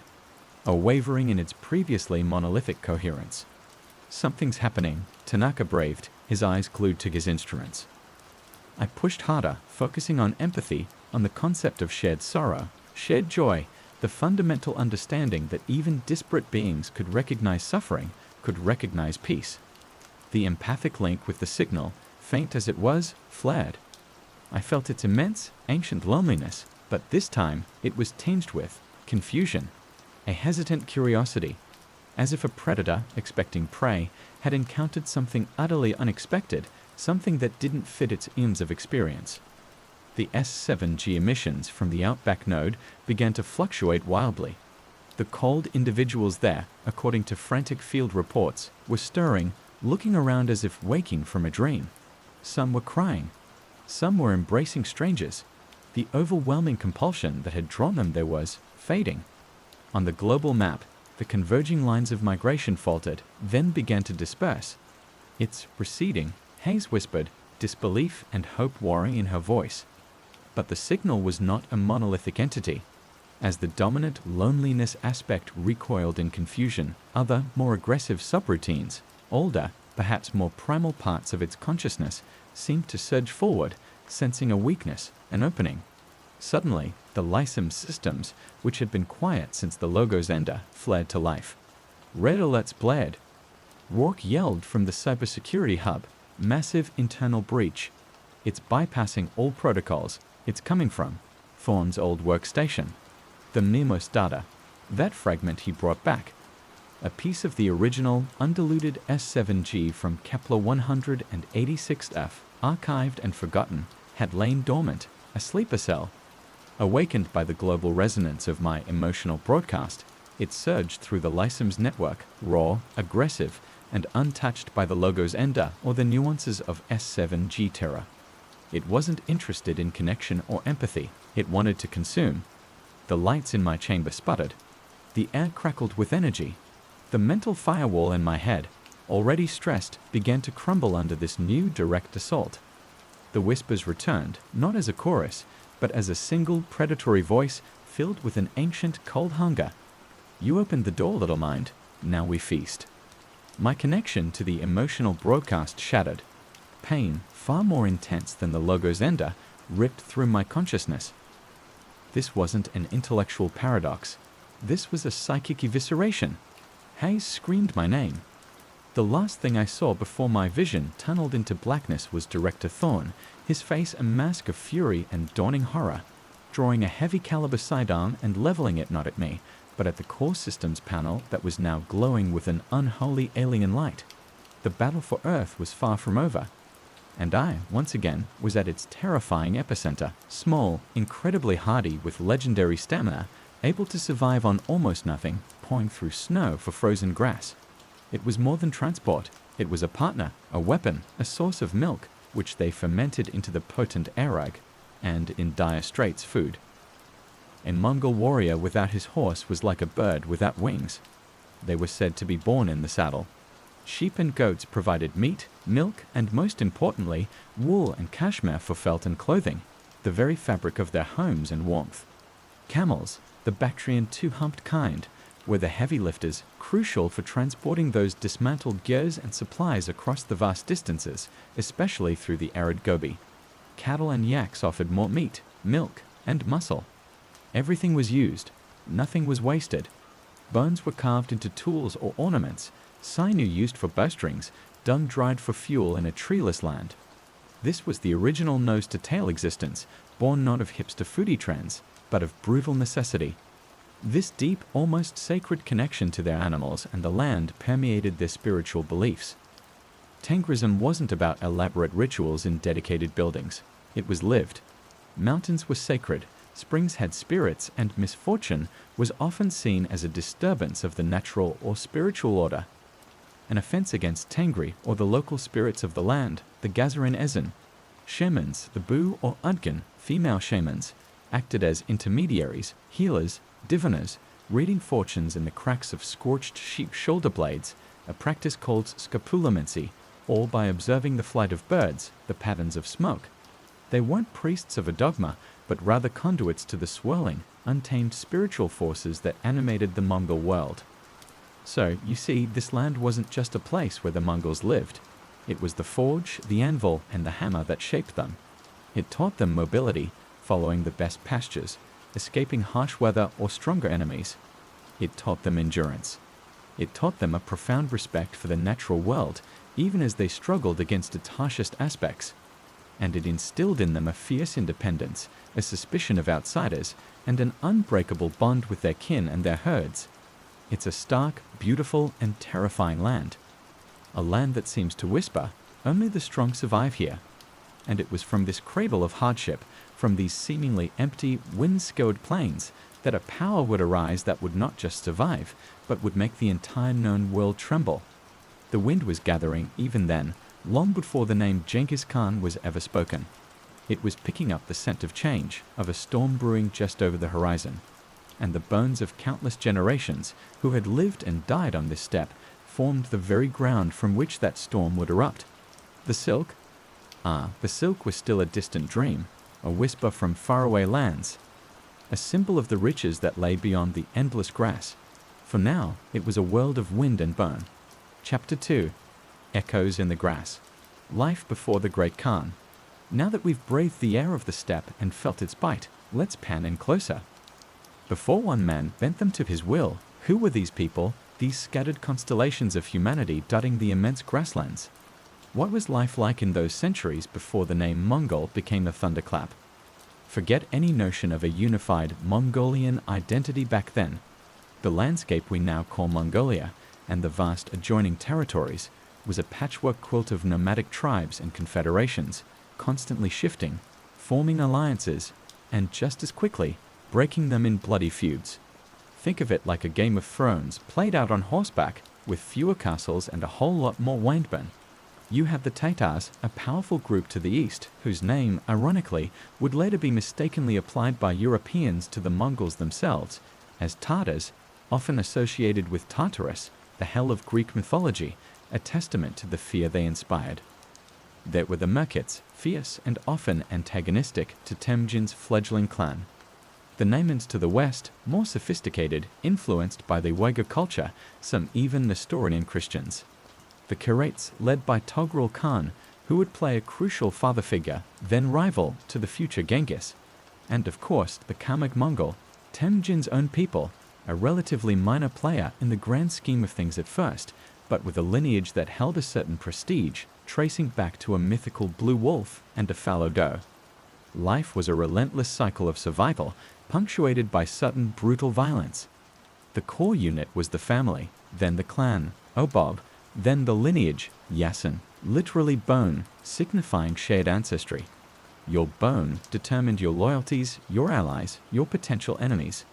Loyalty within the clan was paramount, but loyalty between clans, that was a far more fluid concept, often bought with gifts, sealed with marriage alliances, which were just as frequently broken, or shattered by perceived insults, or the eternal struggle for resources, pastureland, water sources, and livestock. Raiding was endemic. It wasn't just about plunder, it was about honor, revenge, and demonstrating strength. A stolen horse, a slight against a kinsman, an encroachment on grazing lands. Any of these could trigger a swift, merciless raid. Warriors would sweep down on an enemy camp, often at dawn, an explosion of hooves and war cries. Captives, especially women and children, were taken, herds driven off. It was a harsh, unforgiving world where showing weakness was an invitation to disaster. The vanquished have no rights was an unspoken rule. Yet, amidst this constant friction, there were powerful bonds that could transcend clan loyalties. One was the Anda blood brotherhood. This wasn't a casual friendship. Two men would become Anda by a solemn ritual, sometimes involving the mixing of blood, swearing eternal loyalty to each other, closer than even biological brothers. An Anda was sworn to avenge his counterpart, to support him in any feud, to share his last piece of meat. Genghis Khan himself would forge crucial Anda relationships, most famously and tragically with Jamuka. Another key relationship was that of the Noka companion. A Noka was a warrior who voluntarily pledged his allegiance to a leader, not based on kinship, but on the leader's charisma, prowess, and ability to provide for his followers. These Nokad, plural, formed the core of a chieftain's war band, his most trusted guards and lieutenants. It was a system that allowed ambitious leaders to attract talent from outside their own clan, a precursor to the meritocracy Genghis Khan would later formalize. So, what was daily life like in a ger pitched somewhere on that endless grass? The ger itself, as we mentioned, was a marvel of nomadic architecture. Always facing south or southeast, its doorway was a threshold between the domestic sphere and the vast, often hostile wilderness. Inside, it was smoky from the central fire, fueled by dried dung, argol, but surprisingly snug.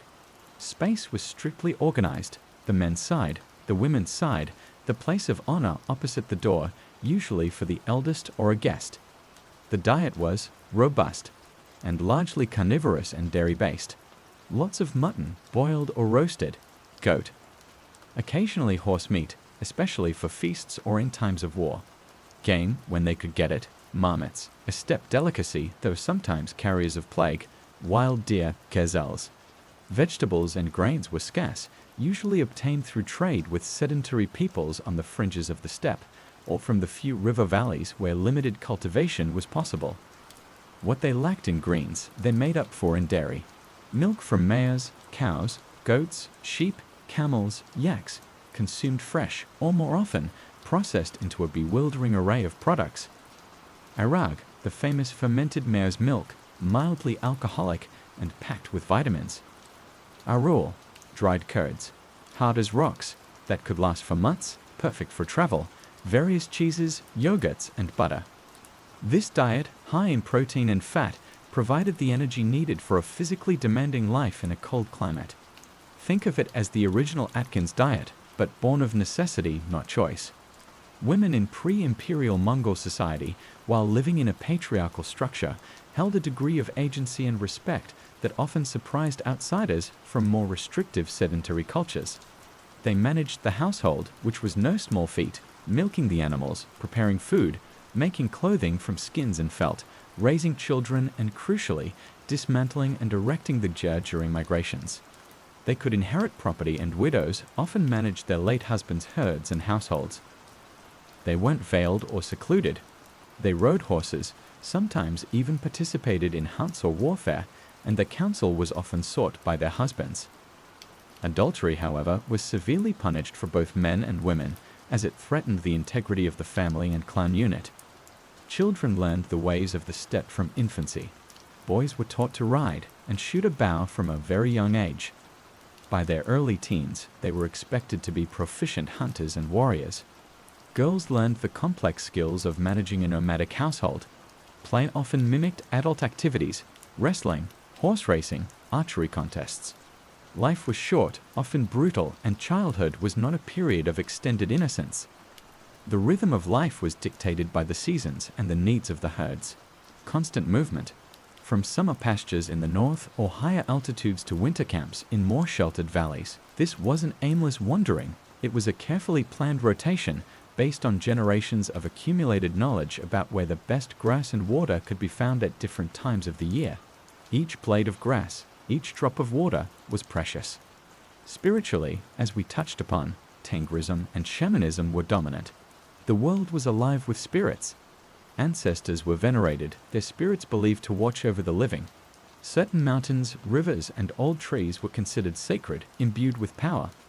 Before a hunt, a journey, or a battle, offerings would be made, shamans consulted. Omens were everywhere if you knew how to read them.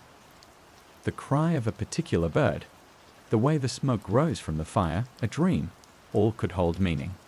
This was the world into which Temujin, the boy who would become Genghis Khan, was born around 1162. A world of breathtaking beauty and terrifying harshness. A world of fierce loyalties and even fiercer vendettas. A world where survival was a daily struggle and power was fleeting, always contested. There were no grand cities, no monumental texts being written, no empires being proclaimed, not yet. Just the endless grass, the sighing wind carrying the echoes of countless small dramas, the scent of wood smoke from scattered gears, and the distant thunder of hooves. It was a society balanced on a knife edge, a volatile mixture of clans and ambitions. All it needed was a spark to ignite the dry grass of the steppe and set it ablaze. And that spark was about to be struck. Chapter 3. A Spark in the Wilderness. The Forging of Temujin. Alright, let's zoom in from the wide shot of tribal life to a single flickering campfire, sometime around the mid-12th century. Here, in the rugged Khenti mountains of northeastern Mongolia, near the Onon River, a boy named Temujin was born. His birth, like much of his early life, is shrouded in legend, the kind of stories that get better with every telling around a crackling fire.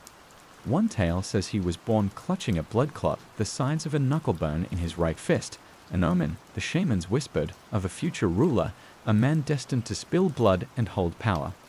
Whether true or not, it set a dramatic tone for what was to come. Temujin wasn't born into supreme power. His father, Yesgai Bata, Yesgai the Valiant, was a chieftain of the Borjigin clan, part of the larger Kamek Mongol Confederation. Yesgai had ambition. He'd made a name for himself, even kidnapped Temujin's mother, Hedlin, from her Merkit husband, a common enough practice, but one that sowed seeds of a bitter blood feud that would haunt Temujin later. Yesgai was trying to build alliances to elevate the standing of the Kamek Mongols.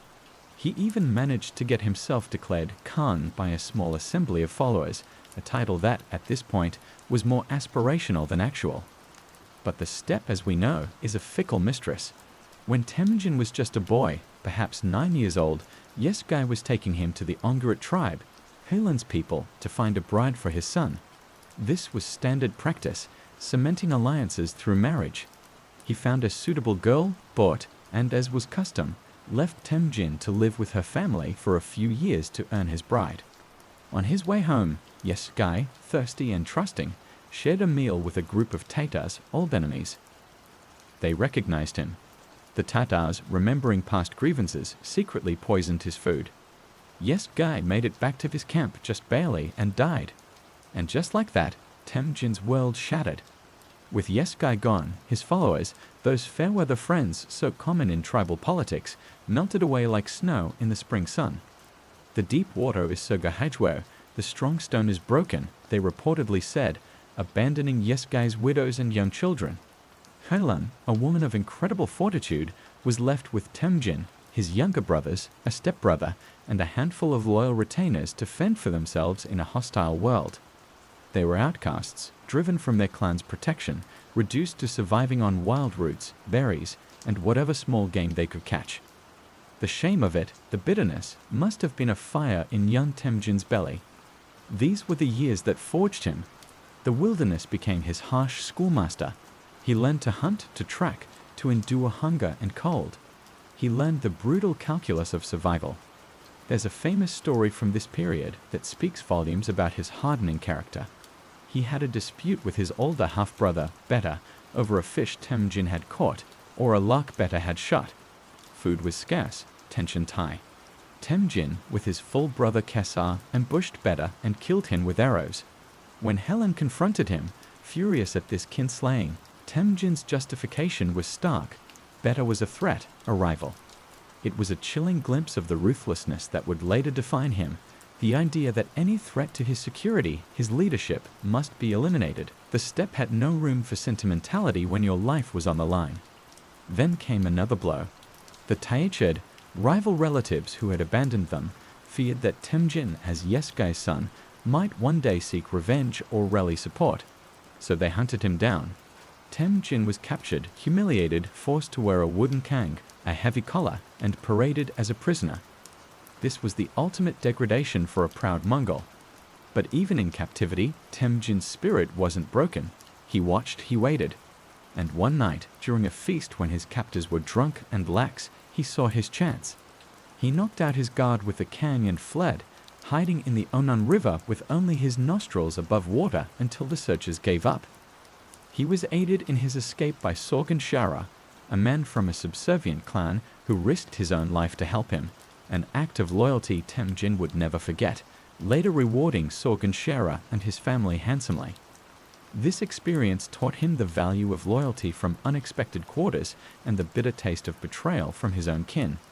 Slowly, painstakingly, Temujin began to gather a following. Not through inherited power, he had none left, but through sheer force of will, charisma, and a growing reputation for courage and cunning. He reclaimed his promised bride, the steadfast But, who would become his most trusted advisor and the mother of his imperial heirs. But their reunion was short-lived. The Merkits, remembering the old insult of Helan's abduction decades earlier, launched a surprise raid on Temujin's small camp. Temujin himself barely escaped, but Bort was captured. This was a pivotal moment. For a Mongol leader, losing his wife to enemies was a profound dishonor. But Temujin didn't just mourn, he acted. He knew he was too weak to take on the Merkits alone. So he swallowed his pride and sought help. He went to Togrul Khan of the Karaits, his father's old Anda. Togrul, perhaps seeing a spark of Yesgai in the young man, or perhaps seeing a useful pawn, agreed to help. Temujin also reached out to another rising young chieftain, Jamuka of the Jadaran clan, a childhood friend with whom he had sworn Anda. Together, the three forces crushed the Merkits. Bort was rescued. Temujin's honor was restored, his reputation enhanced. He had faced his first major test as a leader and, with crucial help, had triumphed. For a time, Temujin and Jamuka, the two blood brothers, campaigned together, their forces combined. They were like two young wolves, powerful and ambitious. But their personalities, their visions of leadership, were fundamentally different. Jamuka favored the traditional aristocratic structure, where lineage and noble birth determined status. Temujin, perhaps because of his own harsh experiences as an outcast, was increasingly drawn to a merit-based system, valuing loyalty and ability over bloodlines. The cracks began to show. The story goes that one day, while migrating, Jamuka suggested they camp near the mountains, good for horsemen, the traditional elite, while Temujin suggested camping near the river, better for the common herders and their flocks. A seemingly small disagreement, but symbolic of their diverging paths. That night, many of Jamuka's followers, commoners who felt more affinity with Temujin's inclusive style, secretly switched their allegiance and joined Temujin's camp. The split was inevitable. The two Anda, once inseparable, became bitter rivals, their competition escalating into open warfare that would tear the Mongol tribes apart for years. The path to unifying the Mongols was not a straight line. It was a brutal, messy, decade-spanning struggle. Temujin suffered defeats that almost broke him. He was forced to flee, to hide, to regroup. But each time he learned who to trust, who to eliminate. He learned to be patient, to strike when the moment was right. He was a master of psychological warfare even then, able to inspire fanatical loyalty in his followers and sow terror in his enemies. He rewarded loyalty lavishly, but punished betrayal with pitiless severity. He began to absorb defeated tribes into his own, not just enslaving them or driving them off, the common practice, but integrating their warriors into his army, their people into his growing nation, provided they swore fealty to him. This was revolutionary. He was breaking down old tribal structures and forging something new, a super-tribal identity loyal to him alone. His final major rival among the Mongols was Jamuka himself. Their conflict was long and bitter, marked by betrayals and shifting alliances. In one famous battle, Jamuka defeated Temujin and, in a shockingly cruel act designed to terrorize Temujin's remaining followers, boiled 70 young male captives alive in cauldrons. This barbarity backfired. Many Mongols, disgusted by Jamuka's cruelty and his adherence to aristocratic privilege, flocked to Temujin's banner, seeing him as a stronger, more just leader. The final showdown came. Jamuka, his support dwindling, was eventually betrayed by his own men and delivered to Temujin. What happened next is a testament to the complex, often contradictory nature of these steppe warlords. Temujin, it's said, was reluctant to execute his former Anda. He offered Jamuka reconciliation, a high position in his new order. But Jamuka, proud to the end, refused. He reportedly asked for a noble death, one without the shedding of blood, as was custom for royalty, by having his back broken. He argued that just as there could only be one sun in the sky, there could only be one Khan on the steppe. Temujin, with a heavy heart, granted his request. The death of Jamuka, his blood brother and greatest rival, marked the end of serious opposition to Temujin's ascendancy within the Mongol tribes. He had also systematically defeated the Tatars, avenging his father, and in the process, nearly exterminating them as a distinct tribal entity, absorbing their remnants. The Karets, after Togrul Khan, swayed by his jealous son, turned on Temujin and the Naimans. The boy who clutched a blood clot, the outcast who survived on roots, the captive in the Kang, had, through unimaginable hardship, relentless will, and brilliant, brutal strategy, climbed the slippery ladder of steppe politics. He stood now on the cusp of something unprecedented. The scattered, warring tribes of Mongolia were about to be forged into a single, terrifyingly effective weapon. The spark had indeed become a wildfire. Chapter 4. The Nation Forged in Fire, the Great Kurolte and the Yasa. The year is 1206. Picture this. The banks of the Onan River, the very same river near which Temujin was born and later hid from his enemies. But now the scene is vastly different. No more a fugitive scrabbling for survival. Instead, a vast encampment, a sea of gurs, tens of thousands of warriors, chieftains, families, herds. This is the culmination of decades of bloodshed, betrayal, and unbreakable will. This is the Great Kurolte, the grand assembly of Mongol leaders. And at its center, under a white banner adorned with 9 yak tails, a symbol of supreme command, stands Temujin. He's in his mid-40s now. Forged in the crucible of the steppe, his face is likely a roadmap of his life, weathered by wind and sun, etched with the lines of hardship and countless campaigns. His eyes, they say, were like a falcon's, missing nothing. Here, at this momentous gathering, the assembled nobles, the leaders of all the tribes he has conquered and unified, formally acknowledge him as their supreme ruler.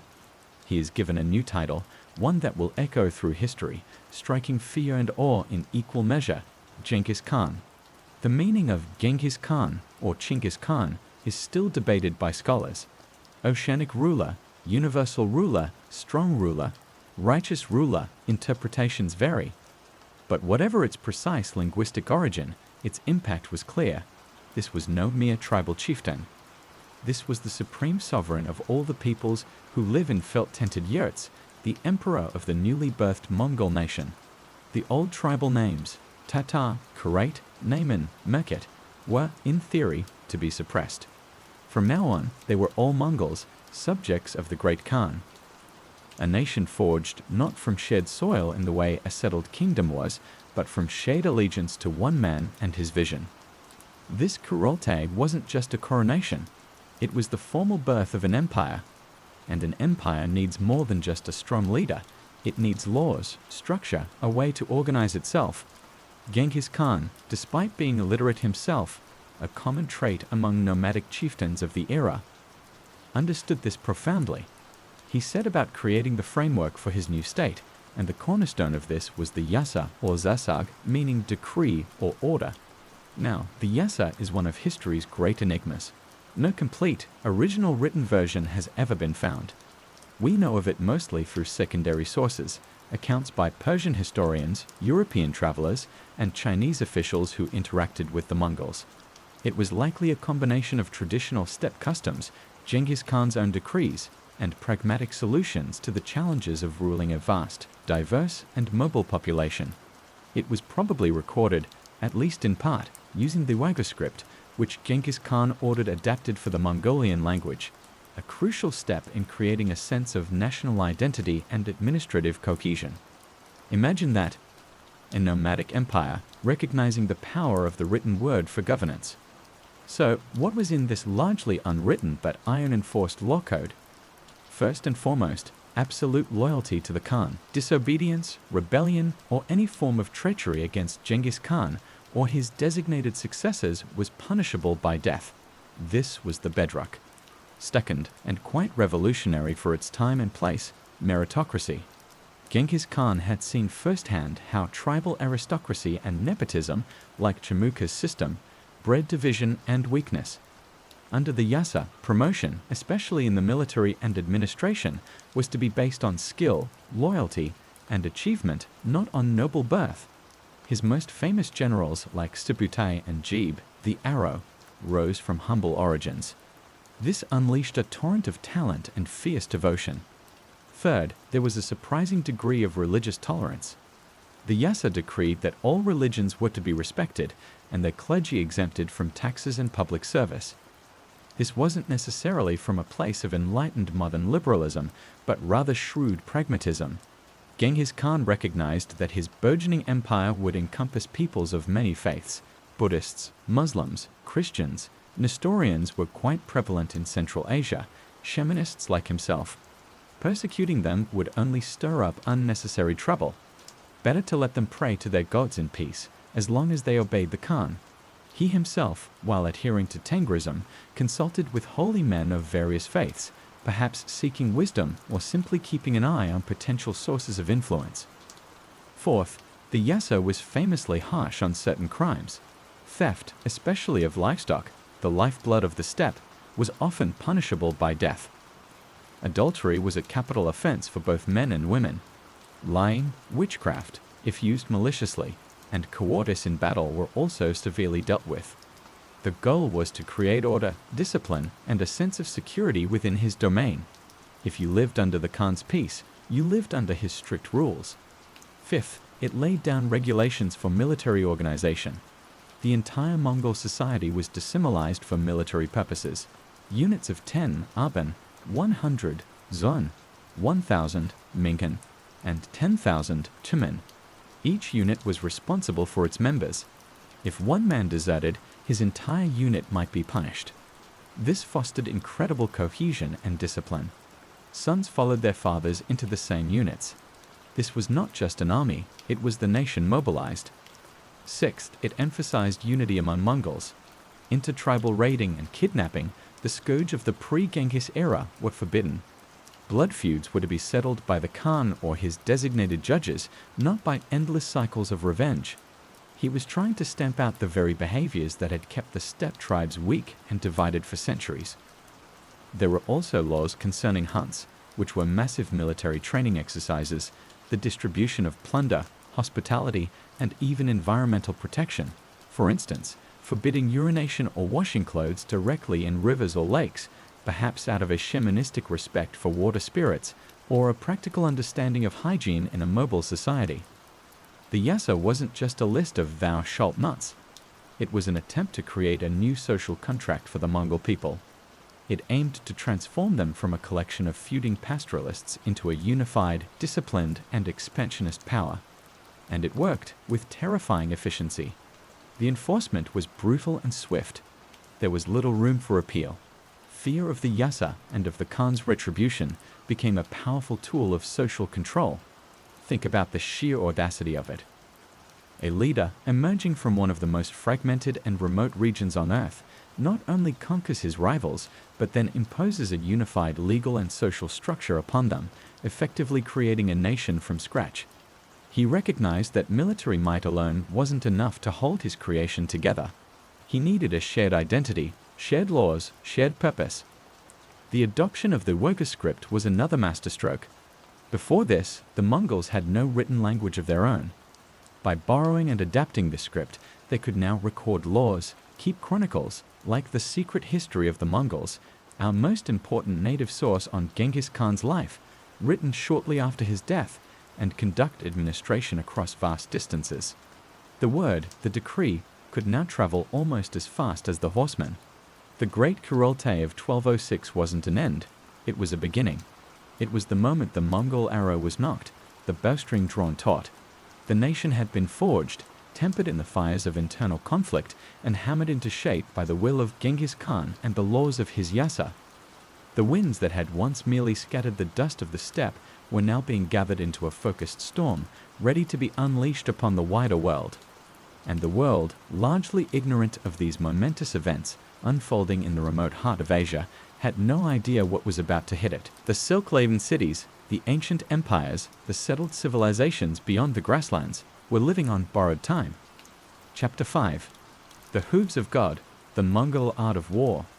So Genghis Khan has his title, his unified nation, and his yasa. The engine of empire is built. Now, how did this engine run? How did a relatively small population from the remote steppes conquer more territory in 25 years than the Romans did in 400? The answer lies in the Mongol art of war, a terrifyingly effective combination of lifelong training, revolutionary tactics, psychological terror, and unparalleled mobility. It wasn't just an army, it was a force of nature. First, let's talk about the Mongol warrior. This wasn't a conscript dragged from a farm for a seasonal campaign. This was a man, and sometimes woman, though less on the front lines of major invasions, who had practically been born in the saddle. From the age of 3 or 4, Mongol children learned to ride. Their games were mock battles, archery contests, wrestling. Hunting, especially the great annual winter hunt called the Nurj, was a massive military exercise in disguise, involving thousands of riders in vast encirclements, honing skills of coordination, tracking, and killing. Every adult male under a certain age, often up to 60, was considered a soldier liable for service. There was no distinction between civilian and military life. The herder was the warrior. His daily tools, the horse, the bow, were also his weapons of war. And what weapons? The star of the show was the Mongol composite bow. This wasn't some simple wooden self-bow. It was a sophisticated piece of engineering, made from laminated horn, wood, and sinew bound with animal glue. It was relatively short, perfect for use from horseback, but incredibly powerful with a pull weight often exceeding 100 pounds, sometimes up to 160 pounds. Its range and penetrating power outmatched most contemporary bows. Mongol archers could shoot accurately at full gallop, turning in the saddle to fire backwards, the famous Parthian shot, but perfected by the Mongols. They carried multiple quivers with different types of arrows. Heavy armor-piercing arrows, lighter long-range arrows, whistling signal arrows for communication, even incendiary arrows. A volley from 1,000 Mongol horse archers was like a sudden deadly hailstorm. Then there was the horse. We've already sung its praises. The Mongolian pony, small, shaggy, seemingly tireless, able to survive on minimal grazing, and incredibly agile. Each warrior typically had a string of 3 to 5 horses.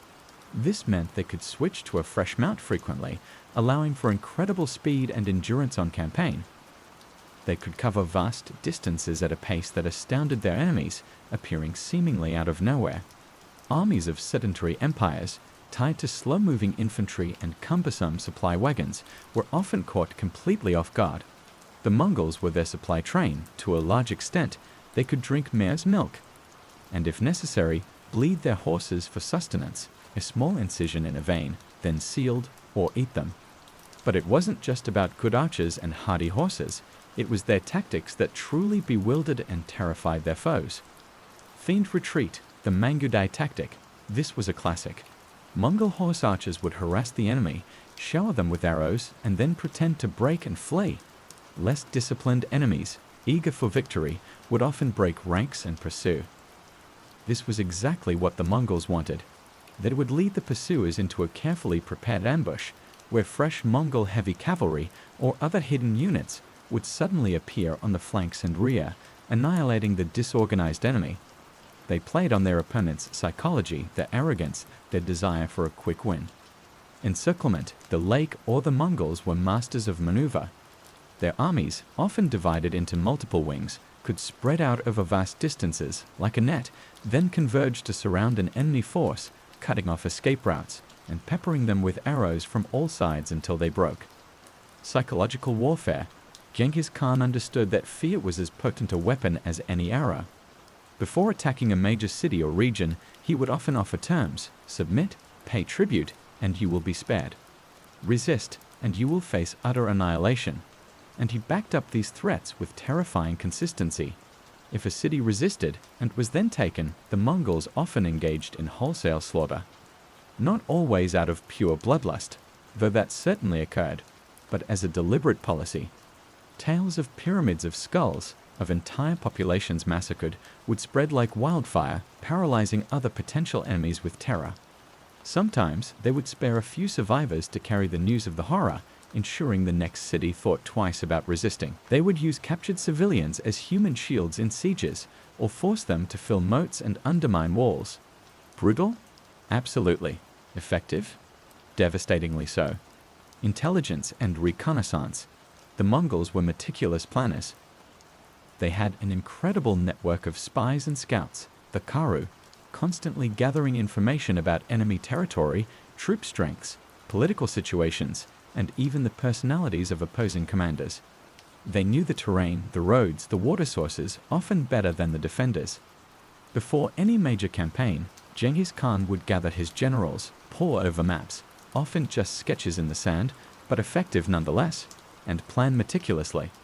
Swift communication. The Yam system, which we'll touch on more with the Pax Mongolica, was not just for trade and envoys, it was a vital military tool. Relay riders on fresh horses could carry messages at incredible speeds across the empire, allowing for coordination of vast armies separated by hundreds, even thousands of miles. Orders from the Khan could reach distant commanders with astonishing rapidity. Discipline and cohesion. The decimal system of organization, combined with the harsh discipline of the yasta, created armies that were incredibly responsive to orders.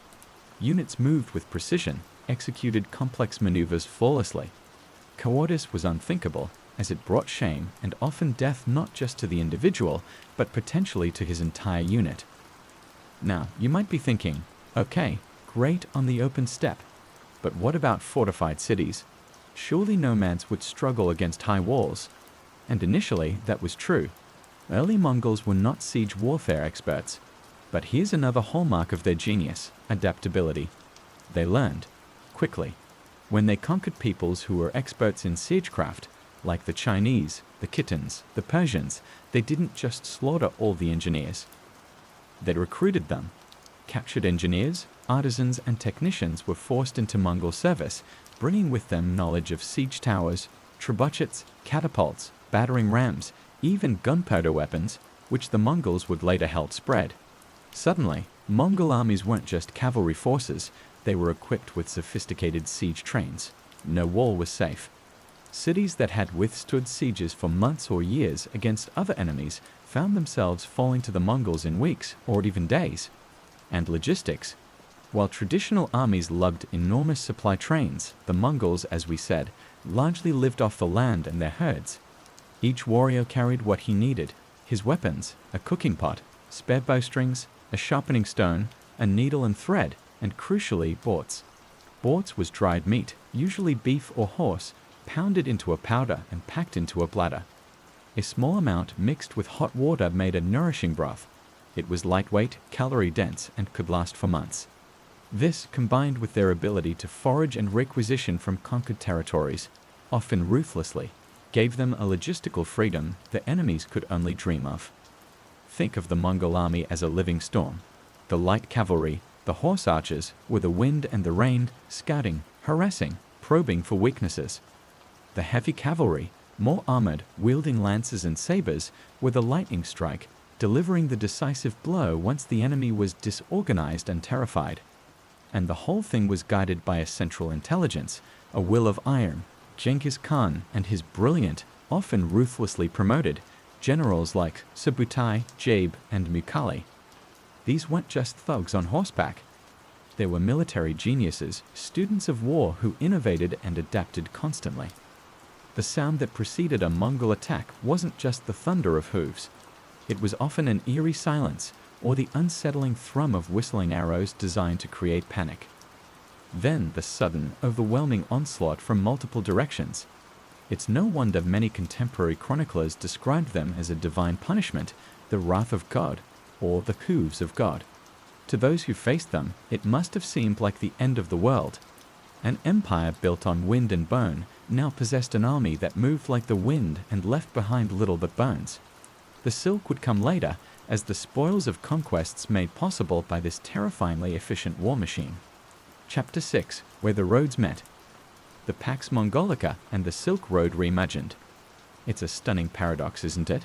An empire forged in some of the most brutal warfare the world had ever seen, an empire that waded through rivers of blood to achieve its aims, then turns around and presides over a period of unprecedented peace, stability, and interconnectedness across a vast swath of the Eurasian continent.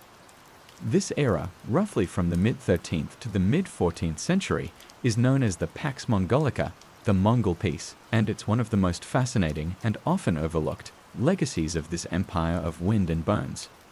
Now, let's be clear. This peace was bought at an astronomical price. The initial Mongol conquests were devastating. Cities were razed, populations massacred, farmlands laid waste. The fear was real. But once a region was subdued, once it was incorporated into the Mongol domain and the Khan's authority was unchallenged, a different reality often set in. The Mongols, for all their ferocity in war, were surprisingly pragmatic rulers. They weren't interested in ideological conversion, mostly, or imposing their nomadic lifestyle on settled agricultural societies. What they wanted was tribute, trade, and order. Disorder was bad for business, bad for collecting taxes, and bad for the stability of their vast, multi-ethnic empire. And the key to this order, the artery that pulsed with life during the Pax Mongolica, was the Silk Road. Or rather, the Silk Roads, a network of ancient trade routes that had connected east and west for centuries. Under Mongol rule, these routes weren't just revived, they were supercharged. Why? Firstly, unification and security. For the first time, a single power controlled almost the entire length of the Silk Road, from China to the borders of Europe and deep into Persia. Before the Mongols, a merchant traveling these routes would have had to pass through numerous kingdoms, pay countless tolls and taxes, and face constant threats from bandits and warring states. Under the Khans, the roads were made safe. Genghis Khan and his successors, particularly Ogidi, understood the value of trade. The Yasa itself had provisions protecting merchants and envoys. The saying often attributed to this period was that a maiden bearing a nugget of gold on her head could wander safely from one end of the empire to the other. While perhaps an exaggeration, it speaks to the remarkable level of security achieved. Robbing a merchant on a Mongol-controlled road wasn't just theft, it was an offense against the Khan, and punishment was swift and severe. Secondly, the yam system. We touched on this as a military tool, but it was equally, if not more, vital for trade and communication. This was an incredibly efficient imperial postal relay system, a sort of Pony Express on an intercontinental scale. Well-stocked relay stations were established roughly every 25 to 30 miles along major routes. At these stations, official riders could obtain fresh horses, food, and lodging, allowing them to carry messages, official decrees, and even important travelers, like Marco Polo, across the empire at astonishing speeds. For merchants, while they might not have used the official yam horses themselves, those were for imperial business. The system ensured that the roads were maintained, patrolled, and that news, and therefore market information, traveled fast. It greased the wheels of commerce like never before. Thirdly, the Mongol attitude towards merchants. Unlike some aristocratic societies that looked down on trade, the Mongols generally valued merchants. They saw them as sources of valuable goods, information, and revenue, through taxes, of course. They encouraged traders, granted them privileges, and even used them as envoys and intelligence gatherers. The autark system, for example, involved Mongol nobles or the Khan himself investing in merchant caravans, essentially forming business partnerships. This provided capital for long-distance trade and shared the risks and profits. So, what flowed along these revitalized silk roads during the Pax Mongolica? More than just silk, though that remained a prime luxury. Goods, spices from India and the Spice Islands, cloves, nutmeg, pepper, precious stones, perfumes, medicines, paper and printing technology from China, ceramics, textiles, finished metal goods, furs from the north, horses, slaves. A dark but undeniable part of the trade. Europe, in turn, sent wool, linen, silver, and other raw materials eastward. It was a truly globalized marketplace for its time. Ideas and technologies. This is where the Pax Mongolica had perhaps its most profound, long-lasting impact. Asterisk printing. Chinese woodblock printing technology traveled westward, eventually influencing Gutenberg. Asterisk gunpowder. Another Chinese invention, Its military applications were further developed and spread by the Mongols, fundamentally changing warfare worldwide. Asterisk the compass. While known in China earlier, its use in navigation became more widespread. Asterisk medicine and science. Persian astronomical knowledge, mathematics, like algebra, and medical practices moved east, while Chinese medical knowledge, like pulse diagnosis and pharmacology, moved west. There was a significant cross-pollination of ideas. Kublai Khan, for instance, established an observatory in his capital Dadu, Beijing, staffed by Muslim astronomers. Asterisk cuisine, foods and cooking techniques migrated. Noodles from China might have influenced Italian pasta, though that's a debated topic. Sugar refining, distillation techniques. People and religions. The roads weren't just for goods, they were for people. Asterisk travelers and envoys. This was the age of the great long-distance travelers. Marco Polo and his family's journey to the court of Kublai Khan is the most famous, but there were many others. European friars like William of Rubruck and Giovanni de Pian del Carpane traveled to the Mongol courts as papal envoys, leaving invaluable accounts. Conversely, figures like Rabban Bar Soma, an Nestorian Christian monk born near Beijing, traveled from the Mongol Ilkhanate in Persia to Europe, meeting kings and the Pope. Imagine that reverse journey. Asterisk missionaries. Religious ideas flowed freely. Buddhism spread from Tibet and Central Asia into China and Mongolia. Islam consolidated its hold in Persia and Central Asia and spread further. Nestorian Christianity, already present, had a significant following among some Mongol tribes and in parts of the empire. Catholic missionaries ventured east. This religious tolerance, for the most part, created a vibrant cosmopolitan atmosphere in many parts of the Mongol world. Asterisk artisans and craftsmen. The Mongols, great appreciators of craftsmanship, even if they weren't producing much of it themselves initially, often forcibly relocated skilled artisans from conquered lands to their capitals, like Karakoram or later Daegu. This created centers where different artistic traditions could meet and meld, leading to new hybrid styles in ceramics, textiles, and metalwork. It's important not to romanticize the Pax Mongolica too much. It was still an empire built on conquest, and life for many subject peoples remained harsh. Taxes could be heavy, Mongol overlords often arrogant, and there was a devastating, unintended consequence of this increased interconnectedness: disease. The Black Death, the bubonic plague that would decimate Europe in the mid-14th century, is widely believed to have originated in the steppes of Central Asia and spread rapidly along these very same Mongol-protected trade routes, carried by fleas on rats in merchant caravans. The peace that facilitated the flow of silk and spices also, tragically, facilitated the flow of pestilence. Nevertheless, the Pax Mongolica represents a unique period in world history. For roughly a century, a single empire fostered a level of transcontinental exchange that would not be seen again until the rise of European maritime empires centuries later. It literally redrew the map of the known world, not just politically, but economically and culturally. The Empire of Wind had, paradoxically, created the conditions for the greatest movement of goods, ideas, and people the world had yet seen. The bones of the conquered had become the foundation for a new global network. And silk, once a distant luxury, now flowed more freely than ever, a symbol of this interconnected, Mongol-dominated world. It was a brief, shiny moment when the roads of the world truly met, under the watchful, often brutal, gaze of the Khans. Chapter 7. Beyond the endless grass. Conquests that redrew the world. With the Mongol nation unified and the war machine primed, Genghis Khan didn't sit back and admire his handiwork on the steppes. The Kurultai of 1206 wasn't a retirement party, it was a launch party. The oceanic ruler was ready to spill over the banks of his homeland and engulf the world.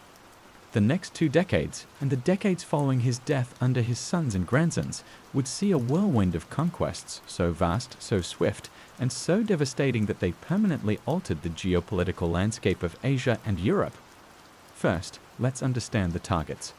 To the south and east of Mongolia lay powerful, wealthy, sedentary civilizations. The Xia Kingdom, Western Xia, ruled by the Tangut people, controlled a crucial section of the Silk Road in what is now northwestern China. They were a thorn in Genghis Khan's side, a potential threat to his flank. Campaigns against Kaikshia began even before the 1206 Kurultai and continued intermittently. The Tanguts were tough, their cities well fortified, their lands a mixture of desert and irrigated oases. It was here the Mongols began to seriously learn siege warfare.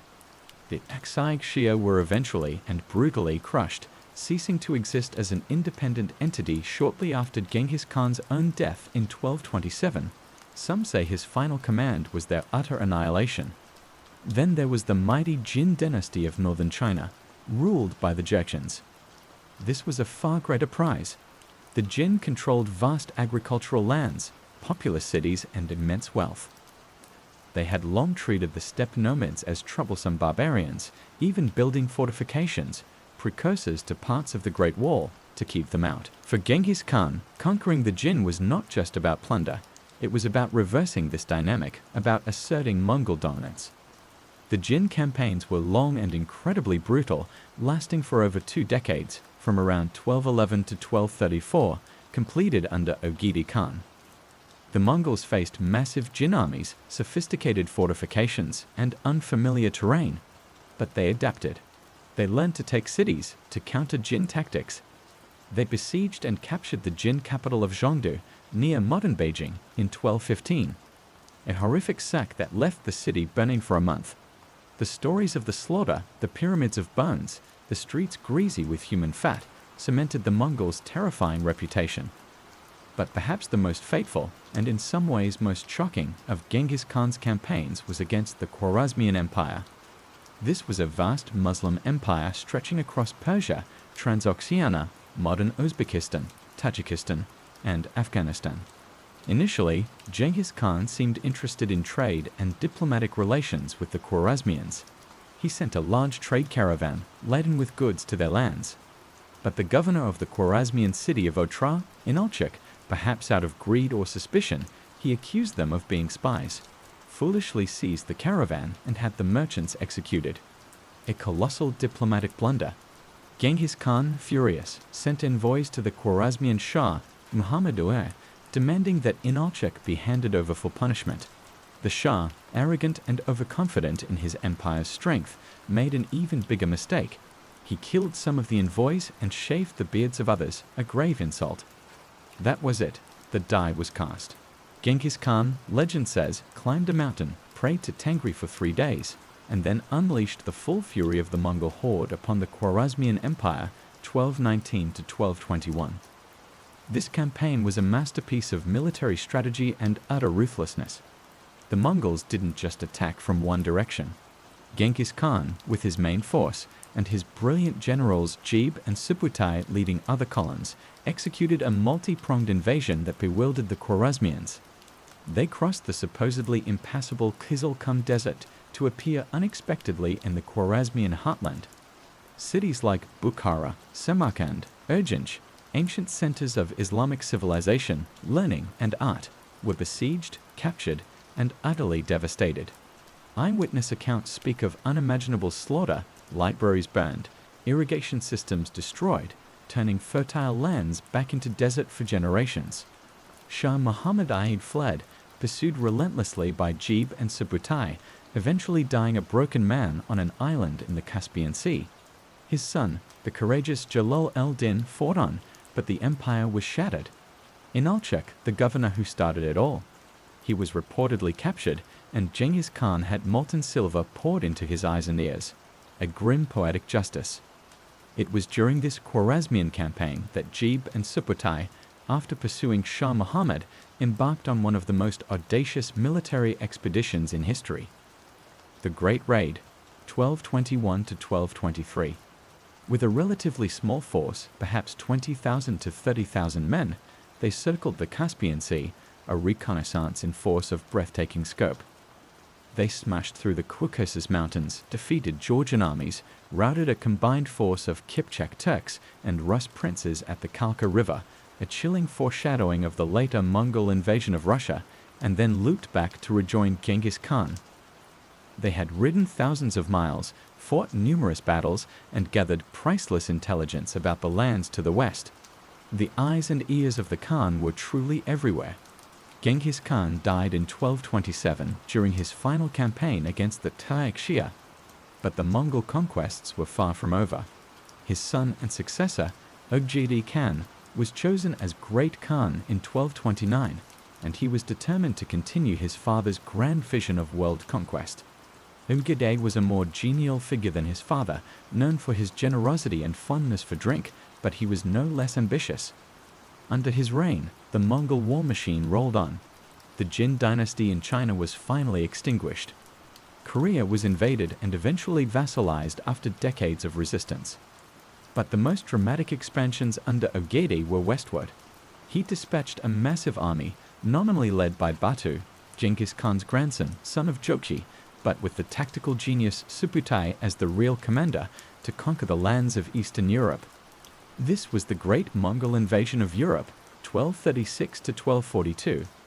The Rus principalities, the precursors to modern Russia, Ukraine, and Belarus, already weakened by internal divisions, were systematically conquered and devastated. Cities like Ryazan, Vladimir, and Kiev were razed, their populations slaughtered or enslaved. The Tatar yoke, as it came to be known in Russian history, would last for nearly 250 years, profoundly shaping Russian development. Then, the Mongols pushed further west into Poland and Hungary. In 1241, they delivered two crushing defeats to European armies on almost the same days. At the Battle of Leibnitz, in Poland, a Mongol detachment annihilated a combined Polish-German army led by Henry the Pious, Duke of Silesia, who was killed, his head paraded on a spear. Just 2 days later, at the Battle of Mohi on the Sijo River in Hungary, the main Mongol force under Batu and Subutai utterly destroyed the Hungarian army of King Bela IV. Europe was in a panic. It seemed nothing could stop the Devil's Horsemen. They raided into Austria, Dalmatia, Bohemia. Scouts were reportedly sighted near Vienna. Why did they stop? Just as Europe lay seemingly at their mercy in late 1241/early 1242, the Mongol armies suddenly turned back. The immediate trigger was the death of Ogedai Khan back in Karakoram. Mongol tradition dictated that all princes of the bloodline had to return to the capital to elect a new Great Khan. This probably saved Central and Western Europe from a full-scale Mongol occupation. There were other factors too. The European terrain, with more forests and fortifications, was less suited to classic Mongol cavalry tactics than the open steppes of Russia. The pastureland was less able to support the vast Mongol herds of horses. But Ogedai's death was the critical catalyst for the withdrawal. Even without conquering Western Europe, the sheer scale of what the Mongols had achieved by the mid-13th century was staggering. From the Pacific Ocean to the Danube River, from Siberia to the Persian Gulf, a single empire, born from the wind-swept plains, now held sway.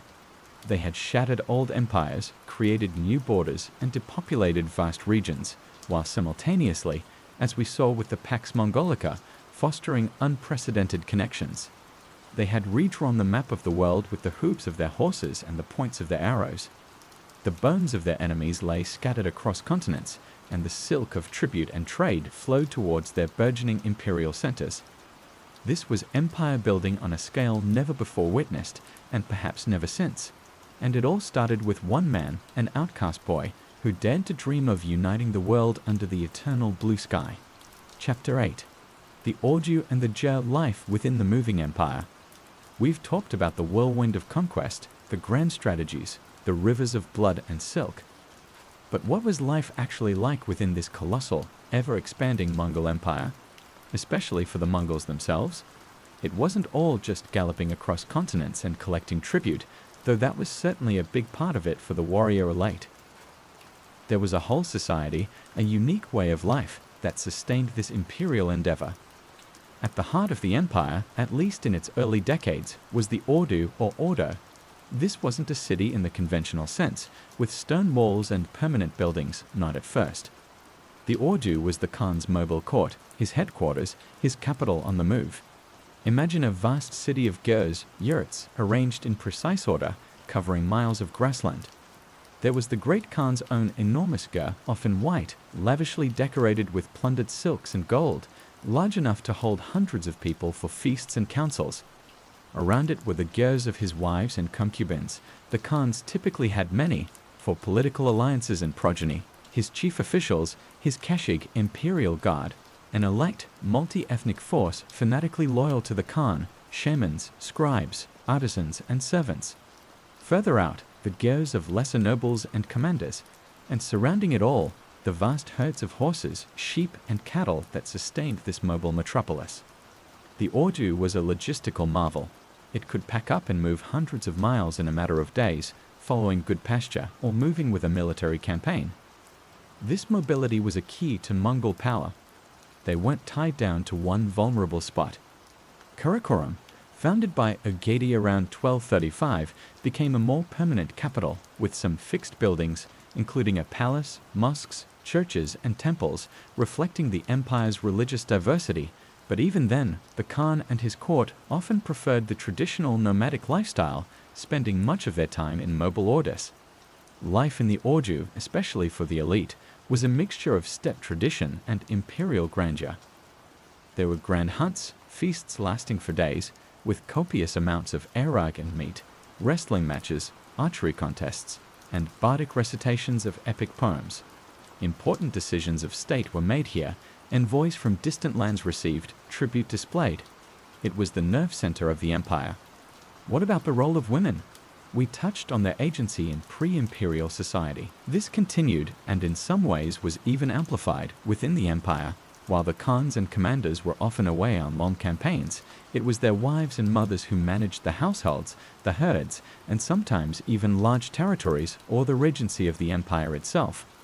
Mongol imperial women, especially the Khatans, queens, or consorts of high rank, could wield significant political influence. They had their own orders, their own wealth, and their own advisors. They played a crucial role in succession politics. The intrigues between different wives and their sons to secure the throne were legendary and often bloody.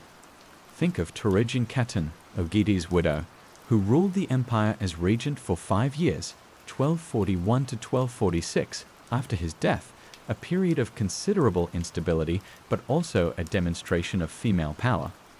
Or Sorgatani Beki, widow of Tolue, Genghis Khan's youngest son, who was an Nestorian Christian and a brilliant political operator. She never ruled as regent herself, but she skillfully managed her son's affairs, ensuring that all 4 of them, Monk, Kublai, Hulagu, and Erik Bug, would eventually become great Khans or powerful regional Khans. She was widely praised by contemporary chroniclers, including Persian historians, for her wisdom and administrative skills. These weren't shrinking violets. They were formidable figures who shaped the destiny of the empire. Of course, life for the common Mongol soldier or herder was far less glamorous.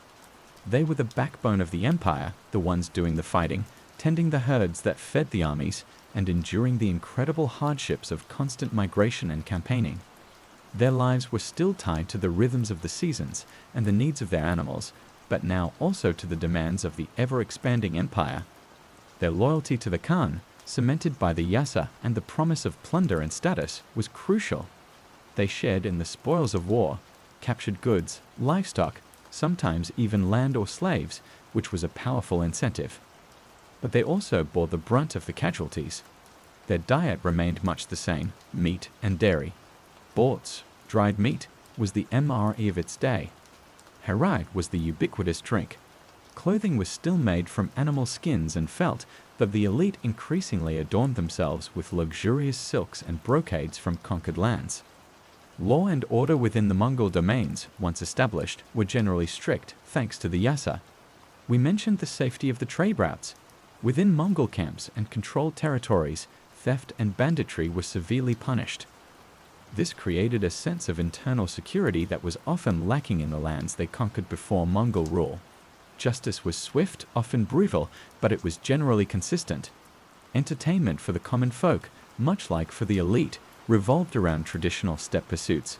Wrestling, buck, was and still is a hugely popular national sport, a test of strength and skill. Archery contests, horse racing over long distances, these weren't just fun, they honed essential skills. Storytelling was vital. In a largely illiterate society, History, legends, and moral tales were passed down orally by bards and elders around the evening fire. Music, too, played a part. The haunting melodies of the morinkoor, horsehead fiddle, throat singing, kumi, songs of heroism, love, and the beauty of the steppe. Religious life within the empire was remarkably diverse, as we've noted. The Khans themselves, while generally adhering to Tengrism, the worship of the eternal blue sky, were usually pragmatic about other faiths. Edgedi Khan and later Munt Khan held famous religious debates at court, inviting Buddhist, Muslim, Christian, Nestorian, and sometimes Catholic, and Taoist leaders to argue their doctrines.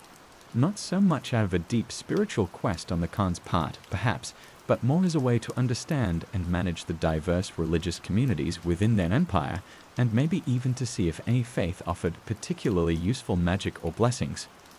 Karakoram, the capital, had mosques, churches, Buddhist temples, and Taoist shrines existing side by side. This policy of relative tolerance was a key factor in the administration of such a vast and heterogeneous empire. It minimized religious conflict and allowed the Khans to draw on the talents of educated men from all faiths for their administration. For example, many scribes and financial administrators in Persia and Central Asia were Muslims, while in China, Confucian scholars, Buddhists, and Taoists were employed. The yurt remained the quintessential Mongol dwelling, even for the Khans when on the move.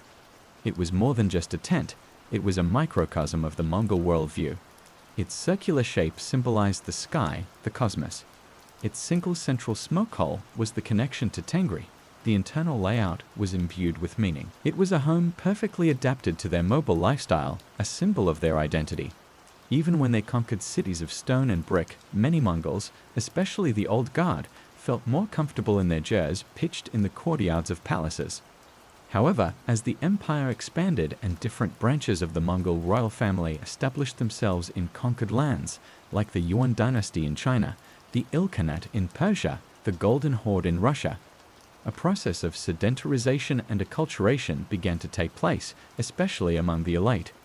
Kublai Khan, for instance, adopted many Chinese customs, built a magnificent new capital at Dadu, Beijing, and embraced Tibetan Buddhism. The Ilkhans in Persia largely converted to Islam and became patrons of Persian art and culture. This was a slow, complex process, and it varied from region to region, but it marked a gradual shift away from the purely nomadic lifestyle of the early empire. Life within the moving empire was a dynamic interplay of tradition and adaptation. The core values of loyalty, discipline, and resilience, forged on the steppe, were what allowed them to conquer. But their pragmatism, their willingness to learn from and incorporate conquered peoples and their skills, was what allowed them to rule, at least for a time. The wind of the steppe still blew through the heart of the empire, but it was now carrying the scent of spices from the east, the philosophies of distant sages, and the administrative techniques of ancient civilizations. The bones of their ancestors provided the foundation, but the empire was now draped in the silks of a dozen cultures. Chapter 9. The cracks appear. The empire after Genghis. No empire lasts forever. Even one as vast and seemingly invincible as the Mongol Empire eventually faced the inevitable forces of entropy, internal division, and external pressures. The story of the Mongol Empire after Genghis Khan is one of continued, mind-boggling expansion for a time, followed by a slow, complex fragmentation. The colossal structure, built with such speed and force, began to develop cracks. The first major challenge, as with so many empires, was succession. Genghis Khan himself had foreseen this. He had 4 sons by his principal wife, Bort, Jochi, Chagatai, Agidi, and Talui. Jochi, the eldest, was a capable commander, but there were always whispers about his paternity. Bort had been captured by the Merkits early in her marriage, and Jochi was born shortly after her rescue. This cast a shadow over his legitimacy for some. He died shortly before Genghis Khan. Chagatai was known as a stern disciplinarian, a strict enforcer of the yasa. Agidi, the 3rd son, was Genghis Khan's chosen successor as Great Khan.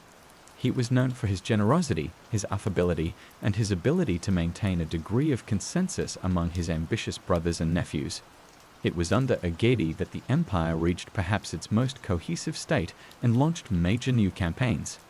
Tolui the youngest inherited the Mongolian heartland according to tradition.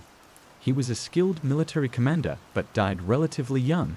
Some say he sacrificed himself through a shamanistic ritual to save a sick Ogedi. It was Tolui's sons who would later come to dominate the imperial line. Ogedi's death in 1241, as we mentioned, halted the Mongol advance into Europe and triggered a period of instability. His widow, Turegin Kheten, ruled as regent for 5 years, a time marked by political maneuvering and corruption as she sought to secure the succession for her own son, Kiik. Guik Khan was eventually elected Great Khan in 1246, but his reign was short and marked by tensions, particularly with Batu Khan, ruler of the westernmost part of the empire, which would become known as the Golden Horde.